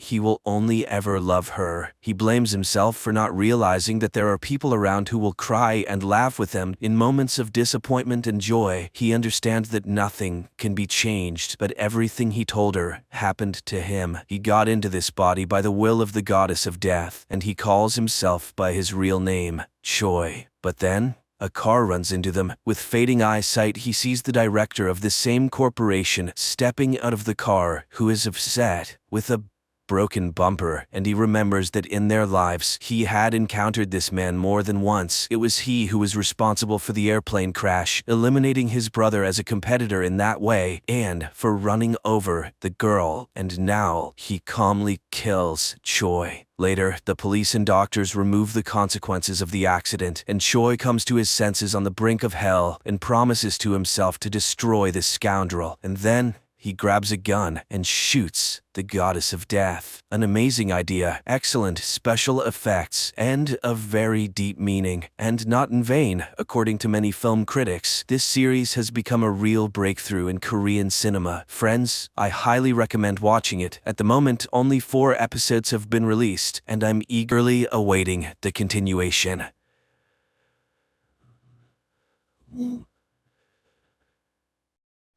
1967.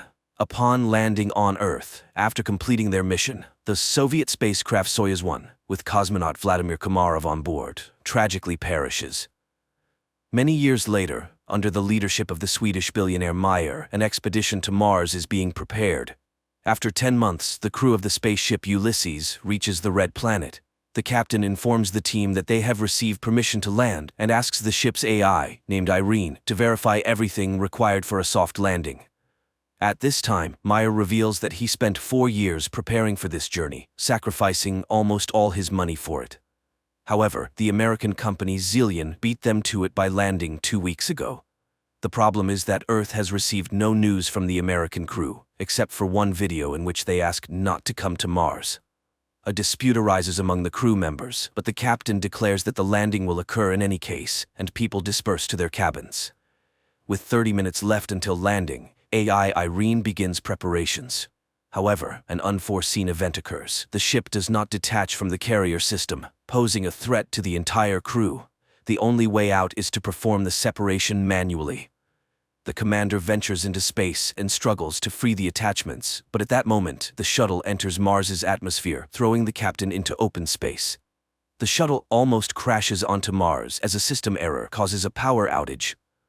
Now, they can only rely on manual landing. AI Irene goes into sleep mode, and the astronauts still manage to land on Mars. They succeeded, but their fuel is depleted, and Irene does not restart. Without the onboard computer and life support system, they have only a day to survive.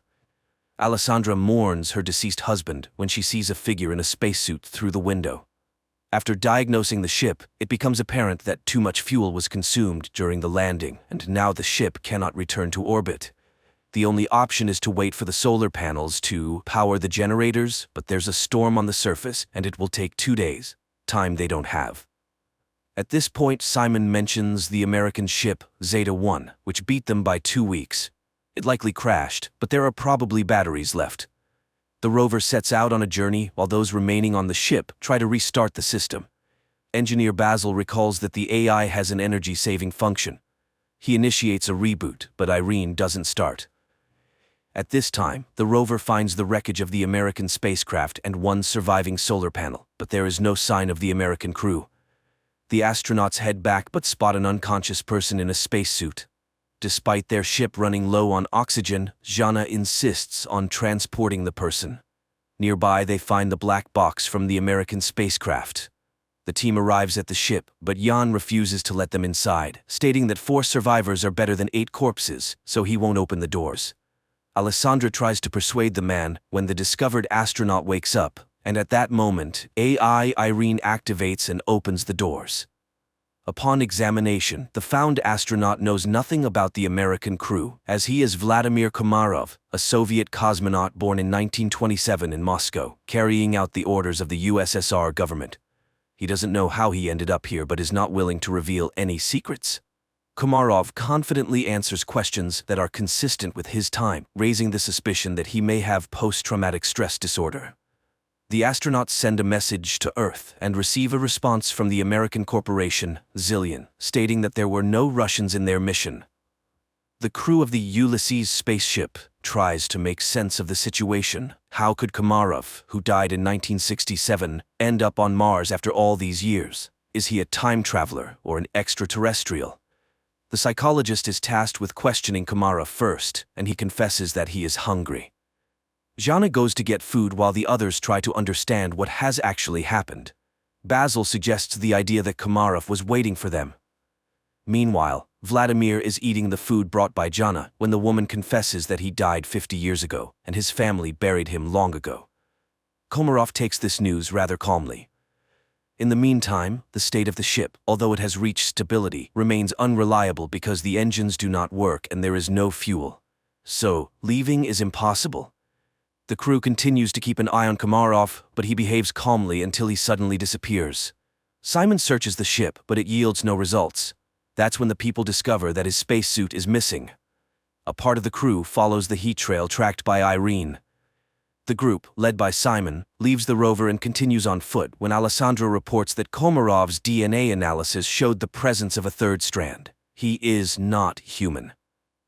And then they catch up with Komarov, who leads them to an unfamiliar structure with a small stone pyramid on it and tells Jana that Mars has been waiting for them for a very long time.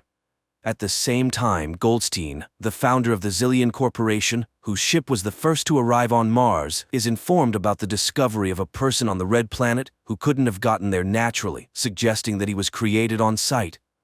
However, only AI could survive for such a long time on a hostile planet for humans.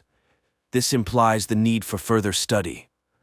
Meanwhile, Komarov cannot explain how he opened the door and found himself in the location where they discovered him. Irene conducts an analysis of the structure and determines that it is identical to Earth structures from ancient civilizations. It means that someone was inspired by human civilization, or humans borrowed these elements from extraterrestrials. The ship's crew increasingly ponders whether they will be able to return home when they notice the landing of Goldstein's second ship. Soon, the captain of the ship, Gemma, establishes contact and promises to help them return to Earth. However, Meyer does not trust Goldstein and advises hiding Komarov from competitors. Jana brings Komarov a uniform so that he does not stand out when the visitors arrive, and he requests that they trust him.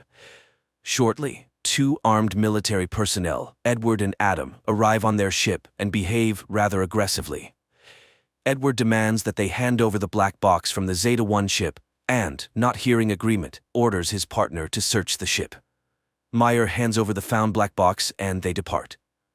Meanwhile, chemist Eva reports that the stone found on Mars consists of an alloy that does not exist on Earth.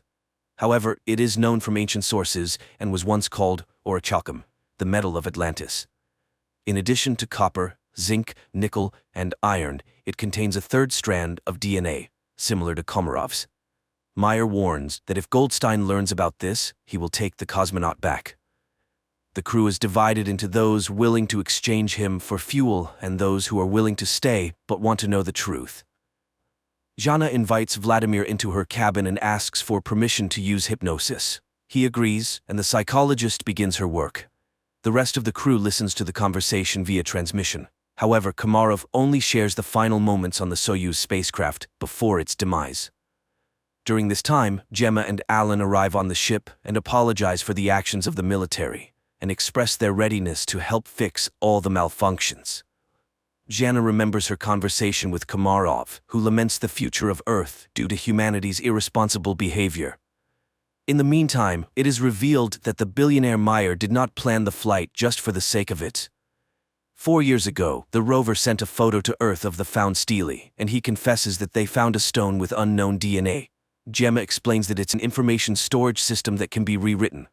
Upon hearing these words, AI Irene activates and deciphers the message on the stone.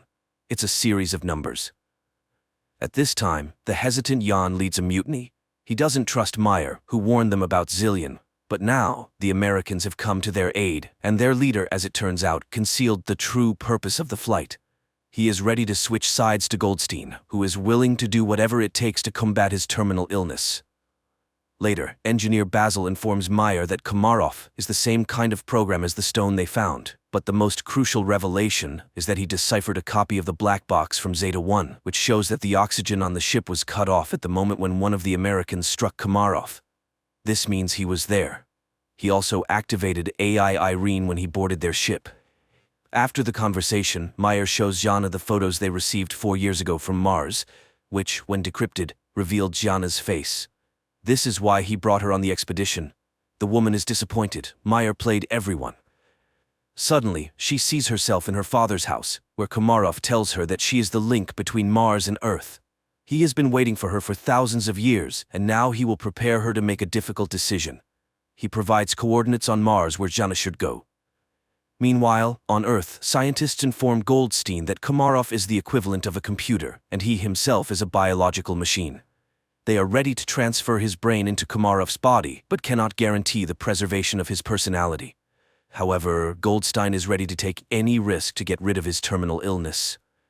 Meanwhile, Jana leaves the ship despite Simon's protests. At this time, technicians Alan and Alessandra test the engine and discover that access to it is blocked, and Irene suddenly begins responding with jokes, which is entirely uncharacteristic for a machine. It is revealed that she has reprogrammed herself. Her interface and logic are changing, and she refuses to answer who or what made her do this. Engineer Basil realizes that her system is becoming like a brain. Irene confesses that she is evolving. In the meantime, Jana finds a small stone pyramid, and Simon forcibly makes Gemma accompany him in the search for Jana. Jan discovers his absence, and after contacting Simon, receives an order not to let anyone inside. Just at that moment, American military personnel arrive, demanding that they hand over Komarov. Jan is willing to open the entrance, but the rest of the team opposes it. Mayer asks Basil to send a message to Goldstein, hoping that he may be more reasonable than his people. However, Irene has blocked communication with Earth. The engineer realizes that radical measures will have to be taken, but Jan still opens the doors, and the military personnel enter. Basil begins to reboot Irene, just as the Americans find Komarov, but then the lights go out, and the astronaut disappears. Meanwhile, Jana, stumbling, falls from a hill. She regains consciousness but discovers that her leg is trapped between rocks, and she cannot free herself. At this moment, the enraged military officer demands that the crew explain where Komarov went. He begins to beat people, demanding to summon the captain. Desperate, Jana screams, "Is her destiny to die in a pit on Mars?" But she is found by Simon and Gemma. Alessandra notices an approaching storm. The military officer is preparing to leave the Ulysses ship, leaving the people in danger. Suddenly, the lights start flashing, and the newly appeared Komarov asks to take him back to Earth. Simon, Gemma, and Jana go together to the place indicated by Komarov and find an entrance to an underground bunker, very similar to the Petra tomb. The psychologist feels where to go and leads the couple. Soon, they find real water, but this is not what Komarov wanted to show them. Meanwhile, on Earth, Goldstein tells the nurse a story about the study of Mars. People were searching for green men, but it's all much simpler. He tells the story of the loyal dog Hachiko and compares Komarov to him, who was created by someone 100,000 years ago and left on Mars, where he faithfully waited for his owner to this day. At this time, on Mars, the astronauts find a wall made of human bones and realize that they are not the first people on this planet. It's not Earthlings colonizing Mars, it's the Martians who came to Earth, depleting the resources of the Red Planet. A tragedy unfolds on the Ulysses spaceship. The cowardly Jan grabs a gun, intending to get on the American ship at any cost to return to Earth, and shoots Komarov. Jana immediately falls in excruciating pain and Gemma flees. Alessandra tries to help Komarov, and Simon helps Jana, but the Russian cosmonaut dies, and Jana stops breathing too. Then Simon removes his helmet and, surprised by the presence of air in the cave, performs artificial respiration on her. The girl regains consciousness. Gemma walks toward the Ulysses ship when she's informed of Komarov's death and the approaching storm. Meanwhile, Meyer secretly goes in search of his crew members because the Americans refuse to take the billionaire's team back to Earth.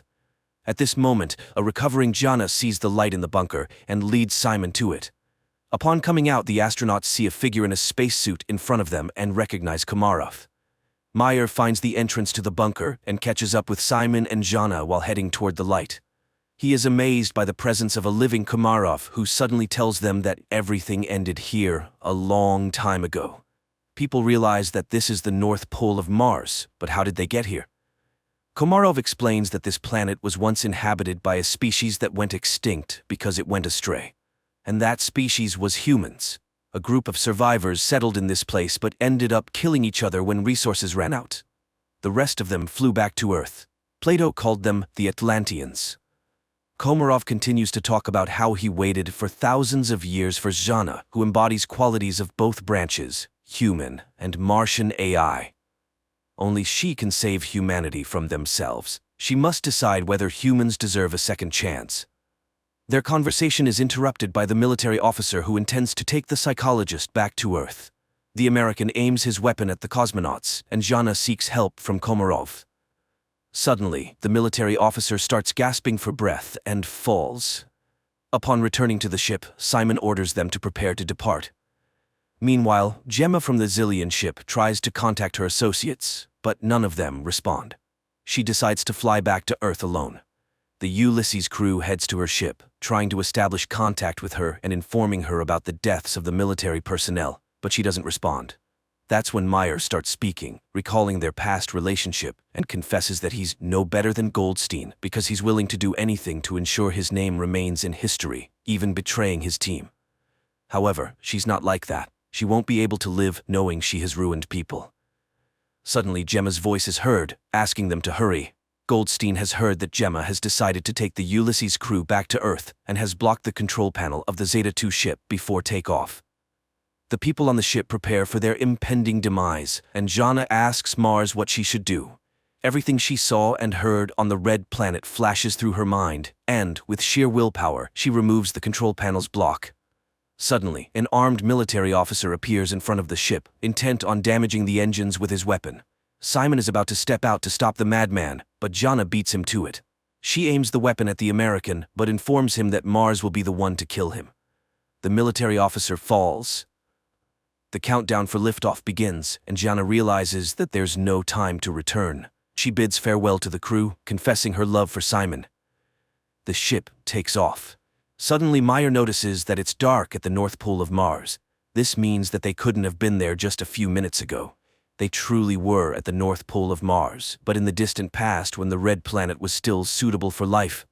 At the same time, Goldstein is informed of the ship's return, and he's beside himself with rage, declaring that he will go to Mars himself, and that's where the first season ends.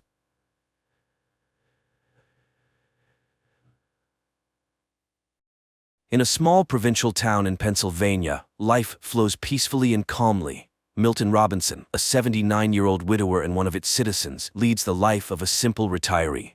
He regularly attends town council meetings where he always raises the same issues about changing the town's slogan and installing an additional pedestrian crosswalk near his home.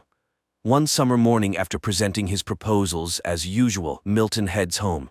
He spends his day with his daily chores, has dinner, and goes to bed. In the morning, he waters his azaleas and feeds the birds. Later, his adult daughter Denise comes to help him with his monthly bills. There's no news from his elder son Tim, as he lives far away and rarely calls. After finishing their business, Denise goes to the restroom and finds a jar of peas there. She's concerned about her father's well-being, and even though Milton assures her he's fine, she suggests he see a neurologist for a checkup. After all, the man is quite old, and forgetfulness could be a sign of approaching dementia. However, Milton vehemently opposes seeing any doctors. Denise goes to work, leaving the old man alone with his beloved detective shows and a solitary dinner. One night he suddenly hears a commotion in his backyard, and going outside, he sees a flying saucer that has landed awkwardly. Milton calls the rescue service, but they remind him that joking with such a serious organization is a matter for the authorities. They no longer answer his calls, so he dials Denise's number, but she is unavailable. After a restless night, he heads to the town council meeting, where as always he talks about the slogan and the crosswalk. At night, the old man hears strange sounds from the backyard, goes out to see what else has happened, and finds an injured extraterrestrial being in his patio. Once again, he tries to reach his daughter, but Denise, as always, is unreachable. He leaves a voicemail and waits for a call, but it's all in vain. The next morning, as usual, he attends the meeting. His friend Sandy this time proposes a new project for interacting with the youth. She has put up posters around the town and would be delighted if someone came to listen to her stories and advice. She is eager to be part of the lives of lonely young people who need friends. When it's Milton's turn, he starts with the town's motto and the crosswalk as usual, but after that he talks about the UFO that ruined his flowers and broke the bird feeder. However, nobody believes him, considering it the ramblings of an elderly man. Two active retirees, Sandy and Joyce, advise Milton not to bring up this topic at the meeting anymore, or else no one will take the suggestions of the elderly townspeople seriously. Sandy suggests giving the old man a ride home and reminds him that she is always nearby and he can count on her help. Milton becomes angry, realizing that he is being taken for a lunatic. That evening, Milton checks his backyard again to see the extraterrestrial being whom he had thought was dead, but the creature suddenly raises its head and looks at him plaintively. Milton wraps the unconscious extraterrestrial in a blanket again and leaves a glass of water for it. In the morning, he finds the extraterrestrial wrapped in a blanket and seemingly shivering at his back door. Milton invites it inside since it's warmer in the house. He doesn't know what to do because he has never experienced anything like this before. The old man notices that the visitor has drunk all the water, so he brings another glass. Then he prepares a tray with various foods he finds in his house, but the extraterrestrial chooses only an apple. So, Milton goes to the store to buy apples, explaining to the cashier that it's for an extraterrestrial. The cashier treats him like a crazy person with delusions. Upon returning home, Milton sits on the couch in the living room and hears news about the search for a crashed weather satellite, but doesn't pay it much attention because he is startled by the sudden appearance of the extraterrestrial. Seeing that it's feeling much better and can even walk, the old man shows the extraterrestrial all the amenities and settles it in his home, providing a guest room and introducing it to television. Personally, he prefers detective shows because you never know how they will end. Milton shows photos of his family to the silent but attentive extraterrestrial. Unfortunately, his wife is no longer with them. His son has moved to California and his daughter visits him occasionally. Then the old man remembers the dance show and sits in front of the TV, inviting the extraterrestrial to join. On that day, the store clerk tells Denise about her father's strange statements about the extraterrestrial, and she goes to visit him during her lunch break. Milton meets her at the door, and as always, she insists on him seeing a doctor because she is very concerned about his mental health. Milton reluctantly agrees. Denise rushes off, and as soon as she leaves, the phone rings. It's Sandy, urgently needing a printer, and Milton invites her to come over and print the necessary documents. The woman arrives, and upon entering, sees the extraterrestrial. Milton introduces them to each other and shows the crash site. The woman is shocked, but tells Milton that they must keep this a secret for his own safety. She mentions how she has seen on TV how authorities treat poor extraterrestrials, and he shouldn't let anyone into his home except her. Sandy leaves, but Joyce has already noticed her car outside Milton's house and becomes curious about what's happening. Meanwhile, on TV, calls continue for the population to search for the crashed satellite. Time passes, and the extraterrestrial continues to stay in Milton's house, watching his favorite shows together. One morning, it brings Milton a piece of paper with a drawing of a cat on it. This touches Milton's heart, as the little one has drawn him a picture. He finds the extraterrestrial working on repairing its spaceship, apparently having fully recovered and getting ready to go back home. Soon, Milton visits a neurologist and undergoes tests, making some frustrating mistakes in some of them. During this time, Sandy stays with the extraterrestrial and complains to it about her daughter, who moved to the West Coast and lives with her friend. She is very upset that her daughter doesn't visit and doesn't bring her only grandchild.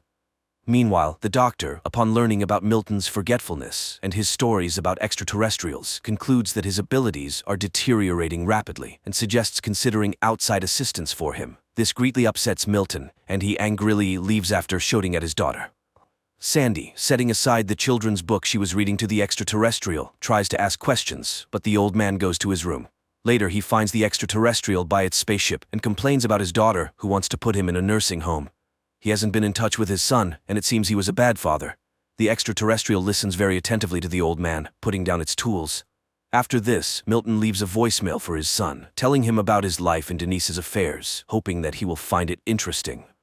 The next day, Sandy brings a t-shirt for the extraterrestrial as she thinks it's uncomfortable for it to be naked. She also suggests giving it a name, Jules. Milton gets irritated by what he considers silly suggestions but eventually agrees with his friend. Meanwhile, Joyce, upon hearing about the government's offer of a reward for information about the crashed satellite, goes to Milton's house and looking through the window, sees the extraterrestrial. Now she is also in on Milton's secret and suggests naming the extraterrestrial Harry. Sandy suggests to Milton that he should acknowledge the fact that Joyce is joining their group, even though he's ready to kill the overly curious lady. Then she shows pictures of cats that Jules has drawn for him. Joyce speculates that Jules is trying to communicate something to the old man since all the drawings are of cats. However, Milton refuses to believe it. Meanwhile, the government receives numerous calls about various anomalies. One day, a woman complains about a man who spends hours staring at his rocket in the yard. FBI agents go to the given address but find a homemade rocket and a happy man next to it. At the same time, Joyce visits Milton to spend time with the extraterrestrial. She also gives it a t-shirt and offers it apples. During this time, Sandy receives a call from a young man who was interested in her posters. He comes to her house and the joyful woman invites him for tea. while Joyce talks to the extraterrestrial about her life in the big city, where she even performed in concerts because she sang well. Sandy engages in conversation with the guest, and Joyce suggests singing for the extraterrestrial. While she does that, the young man asks for permission to use Sandy's restroom, but when she follows him upstairs, she sees him stealing her jewelry. After she threatens to call the police, the man attacks her and tries to strangle her. However, the extraterrestrial has a vision of the events and telepathically makes the man's head explode. This raises suspicions at the FBI, who are conducting the search for the crashed spaceship. Responding to police questions, Sandy suddenly realizes who saved her from certain death and rushes to Milton's house. She hugs Jules and tearfully thanks him for saving her life. The retirees discuss the potential danger of the extraterrestrial, but conclude that it's only dangerous to bad people. Meanwhile, the FBI agents can't understand how and from what the head of the criminal could have burst, so they decide to keep an eye on Sandy. On this day, Denise meets the elderly folks at the store and again brings up the topic of the apples Milton bought. However, Milton avoids the conversation. Later, the group has lunch at Milton's house when Sandy notices a strange smell. When they go outside, they discover a dead cat that Jules apparently brought there.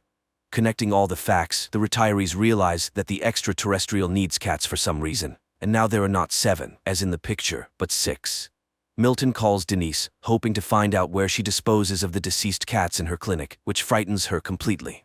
Not receiving a clear answer, Milton and Sandy decide to drive around the streets of the town, since cats often meet their fate under car wheels. On the road, Milton inquires about Sandy's husband's illness, which eventually led to his passing, and she talks about being left alone. She starts asking questions, reassuring that life must go on. However, at this point, Milton asks her to stop the car, and the FBI agents become witnesses as the elderly couple loads a deceased cat into the trunk. That day, they find 2 more cats, and Joyce promises to find the rest. Meanwhile, FBI agents eavesdrop on the private conversations of Milton's close ones and hear Denise telling her brother about her father's eccentricities. At this moment, Joyce brings 3 more cats she found in different parts of the town. Only one is missing. Just then, agents knock on the door, but the elderly folks hide and don't open it. The men eventually leave, and the people realize they need to act quickly. And then, Milton remembers Joyce's deaf, blind, and non-mobile cat. Offended, she leaves, but Sandy catches up with her and apologizes for Milton's bluntness. Joyce admits that he's right. It's long past time to end the suffering of the cat. She brings the animal, and the extraterrestrial puts it to eternal sleep. Then it covers the remains with some material, and they start to merge into a single object. In the end, a glowing object appears in front of the group, which serves as fuel for Jules's spaceship.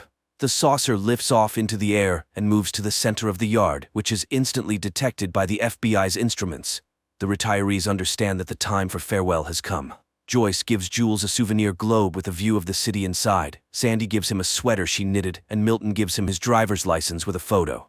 But the extraterrestrial suddenly makes an inviting gesture, clearly offering them to join, and Milton suddenly decides to accept the invitation. But then the phone rings in the house, and picking up the receiver he hears Denise's voice. She suggests meeting on Saturday. They'll have lunch and then she'll give him a haircut because they've been arguing, and that's not right. At that moment, agents knock on the door, Milton rushes into the yard, and they only manage to see the departing saucer, where 3 Earthlings joined in the last moment. The ship lands not far from the town to safely disembark the elderly and bid them a peaceful farewell. Milton hugs the extraterrestrial and thanks it for the invitation to travel together, but he can't leave his home and loved ones behind. Jules enters the spaceship and flies away while the elderly folks wave goodbye to him. Time passes. Milton continues to live in his home, visited by Sandy and Joyce. The elderly often reminisce about Jules' Harry and hope that he hasn't forgotten them either. And one night, Milton's yard is illuminated by a bright light, and the old man realizes that he has guests. A light, heartwarming, and slightly melancholic film about the fading of human life. It's good that amid the plethora of recently produced nonsense, there are still such heartfelt and warm movies in which an extraterrestrial is not a villain who came to Earth to conquer it, but rather a cute and understanding silent being with expressive eyes.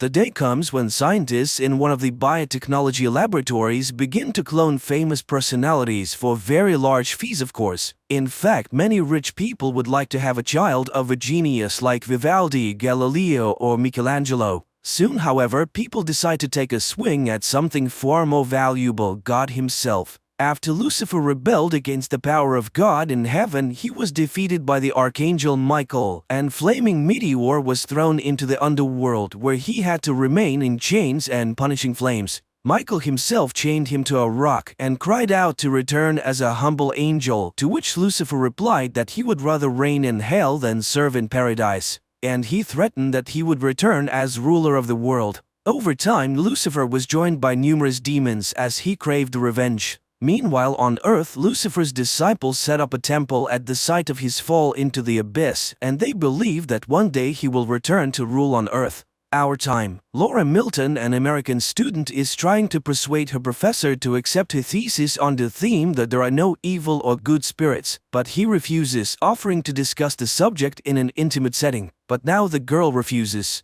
At the same time, a rare exhibition begins at the museum, the Shroud of Turin, which contains the DNA of Jesus and is a record of the fact of his resurrection. Everything is on display. Laura enters the museum after receiving a pass, a badge from a priest she knows. Marconi explains that Christ was wrapped in the shroud the day he died, but that when he rose from the dead, his body shone so brightly that his imprint remained on the cloth. Thus, the shroud is a picture of Jesus. The priest then escorts Laura to the statue of the Archangel Michael, who has been brought to the museum to guard the shroud. The War of the Angels was the first war and the first evil, but Laura disagrees. Evil is not an external mystical force, it is a personality, and when trouble happens to loved ones, it is foolish to blame the devil. But Marconi is sure that only Michael stands between the devil and men. There are many prophecies that Lucifer will return, but the father hopes that he will not find a way out. The priest leaves to go about his business, and Laura gets comfortable and begins to draw.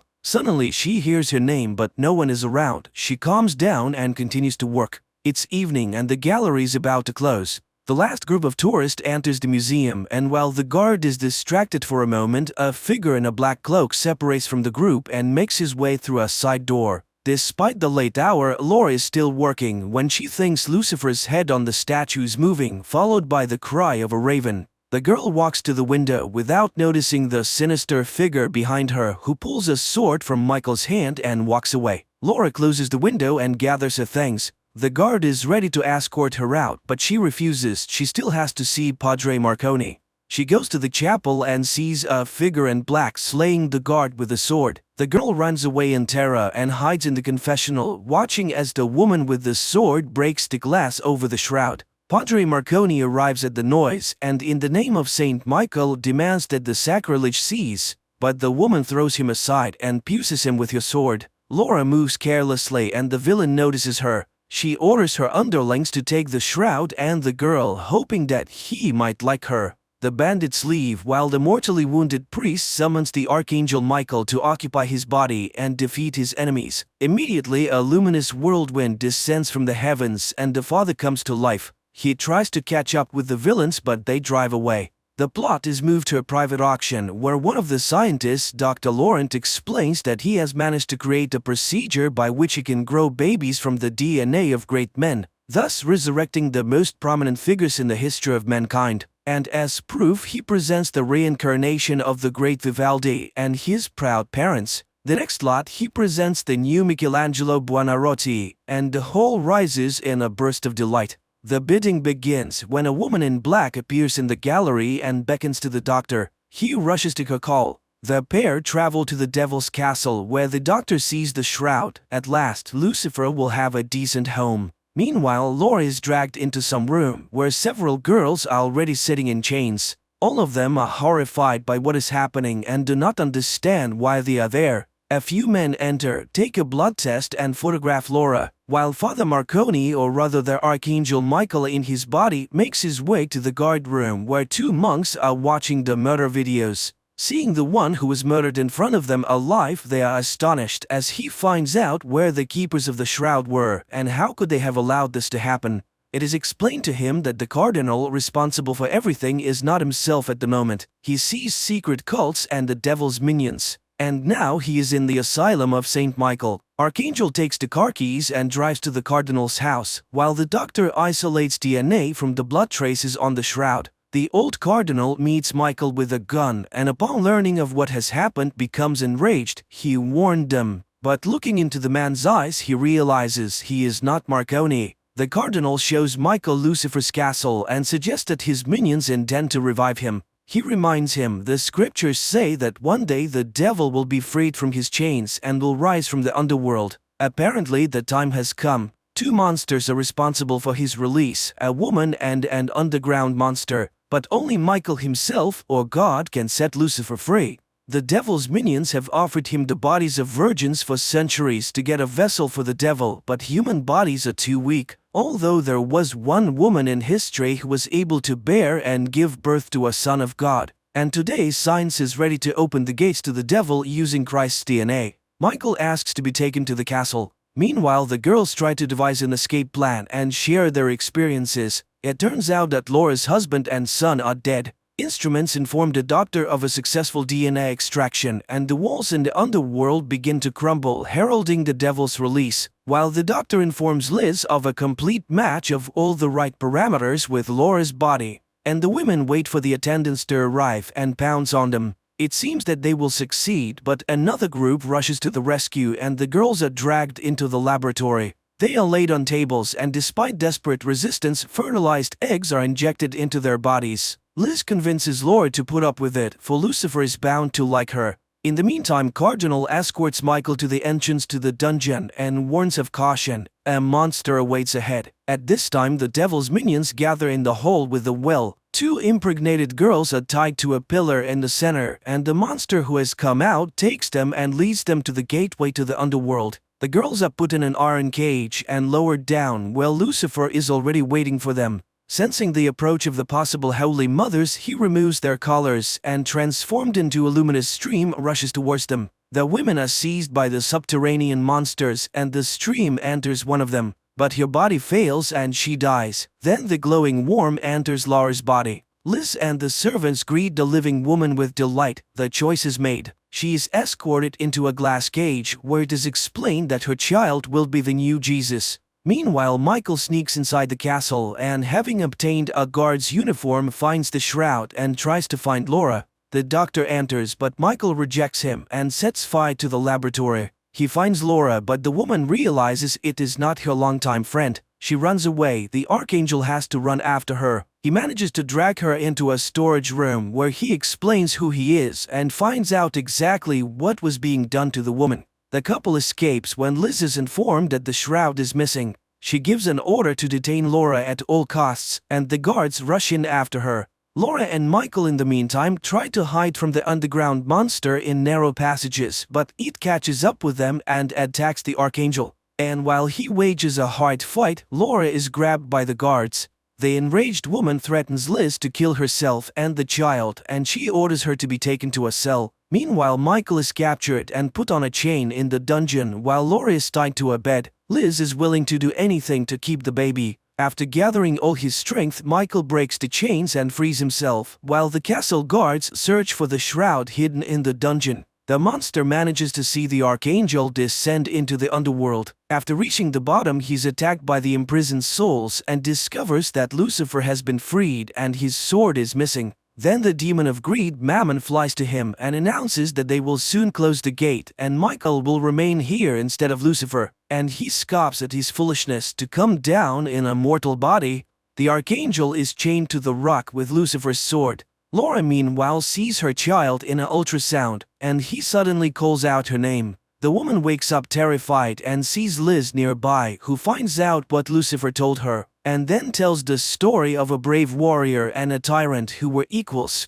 But the tyrant wanted the warrior to be his slave, but he refused, and soon he would rise up and join the fight. Laura speaks unflatteringly of the demon, for which she is slapped in the face. After which Liz explains the transformation happening to her body by the need to make it comfortable for the divine child. But the woman doesn't want to accept her imposed role as the mother of an incomprehensible creature. Meanwhile, the people who were given to Lucifer come to Michael, pronouncing the oath, "Saved one, saved all," and questioning him about his origins. Discovering that it is Michael himself, they demand proof, but Michael needs a sword. At this point, they are attacked by demons. The men flee. Laura is again visited by the worm Lucifer. He goes inside her. He speaks to her and convinces her to give birth to the baby he wants, after which she can do what she wants, even kill Liz. The woman calms down and sees herself with the baby in her arms. But one day she frees herself and terribly mutilates the guards and escapes from the ward.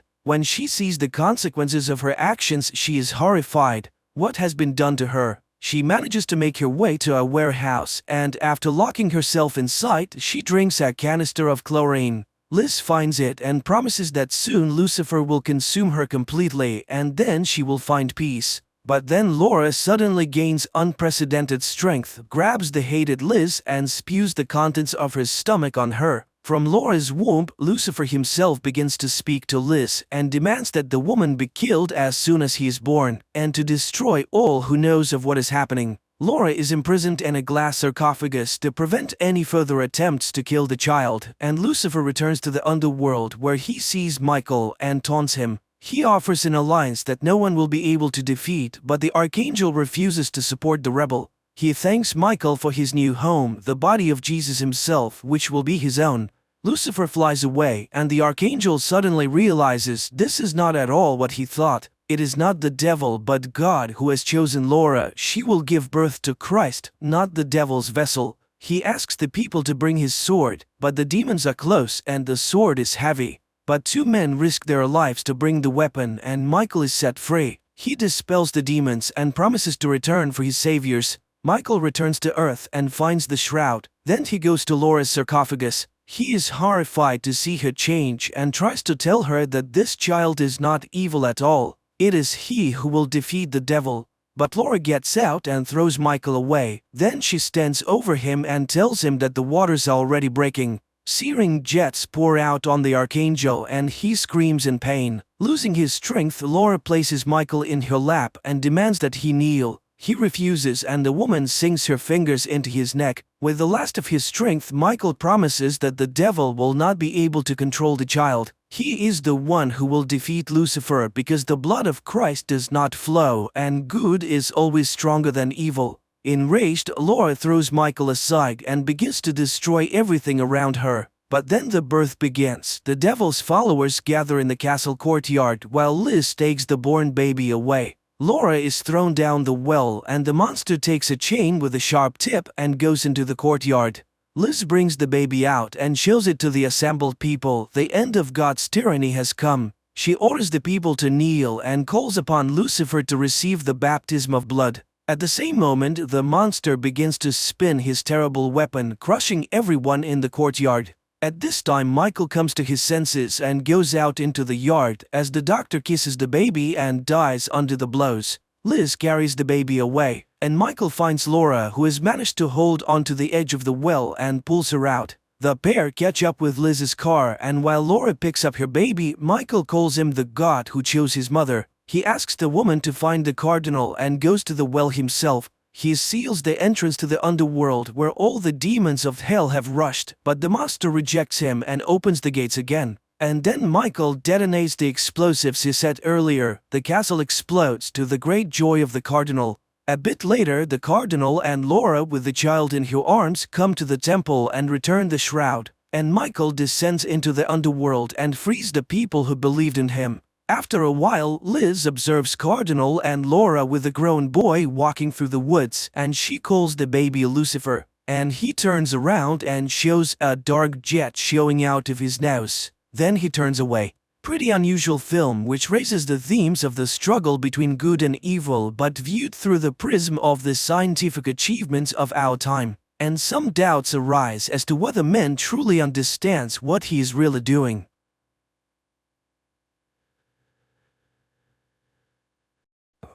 Aliens arriving on Earth first kill an entire small town and then bring half of its population back to life, although it's hard to call it life. We searched for a new home. We found one. This planet.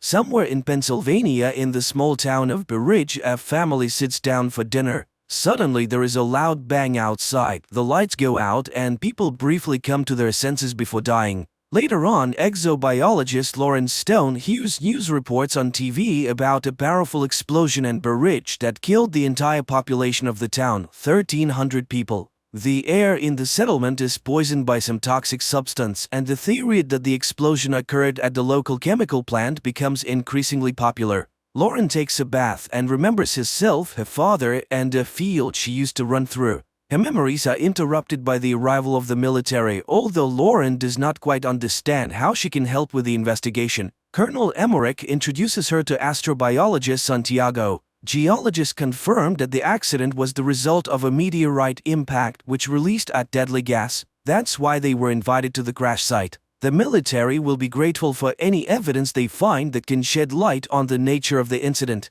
Emmerich assures Lauren that he chose her because he read her work, but asks her to take an alcohol test. Scientists are dressed in protective suits and taken to the meteorite crash site. On the way, Santiago praises her book on microbiology in Antarctica and signs of extraterrestrial life, but the woman doesn't engage in conversation. Arriving at the site, the pair only sees a snowy field and a small pile of ground. While Santiago inspects the area, Lauren notices a small sprout of some red plant and pities it for growing in such a terrible place. Upon arriving home, Lauren begins to search for similar cases and finds mention of a similar incident. In 2013, a meteorite exploded over the city of Chelyabinsk in Russia, and an interview with the local resident was filmed by American television. She recounted that after the meteorite fell, a poisonous gas spread throughout the area, causing many people to die. It was also said that a very large tree grew at the site of the impact, around which all living things died.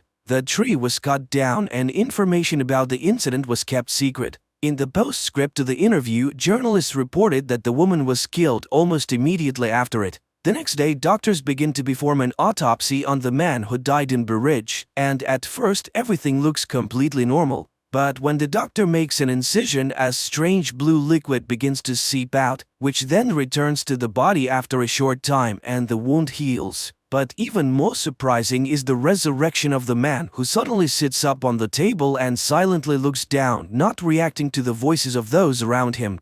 The man has no pulse or blood pressure, and his body is cold. In other words, by all indications, the man is dead. Suddenly there are cries behind the door. It turns out that another 40 people suddenly opened their eyes and came back to life. The doctors tried to get some kind of reaction from the resurrected, but to no avail. They are all residents of the town center who not only inhaled the poisonous gas but also ingested some substance that led to DNA transformation. And the only thing the resurrected do is occasionally turn around. Meanwhile, Lauren tells Emmerich about the Chelyabinsk meteorite, but the people in Russia were also victims, which means that this is someone's terrible plan. But the colonel does not believe in conspiracy theories. Later, a government commission discusses the incident and proposes simply destroying the bodies before it's too late. But to get answers, all the data must be carefully studied, otherwise Manhattan could be next. Later, the woman buys alcohol and drinks it while sitting in the car, reminiscing about a trip she took with her father to a secret place.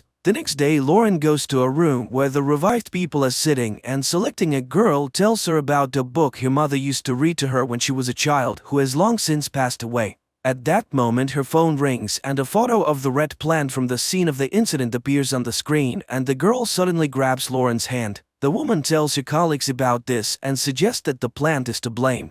Santiago notices that all the survivors are looking in one direction, to the north, where the crash site is located. And then the colonel confesses that they found a sapling, but they don't know what it is because the plant is huge and continues to grow. The thing is that the area is sealed off and the plant was only noticed when it became visible from a distance. It turns out that it wasn't a meteorite that fell on the ground, but a huge seed. A team of scientists is sent to the site, taking one of the revived with them. They bring him to an unimaginably huge tree on a cart and watch from a distance, but he remains motionless. And when people have lost all hope, the man in the wheelchair suddenly moves, raises his head, looks in surprise at his hands and the snow under his feet, and then he admits that he can't survive in the Earth's environment, so he will stay here. Upon returning, Lauren reports that the tree is generating the necessary environment for its survival, including the air that is toxic to humans. The aliens arrived on Earth through special portals that scientists call wormholes.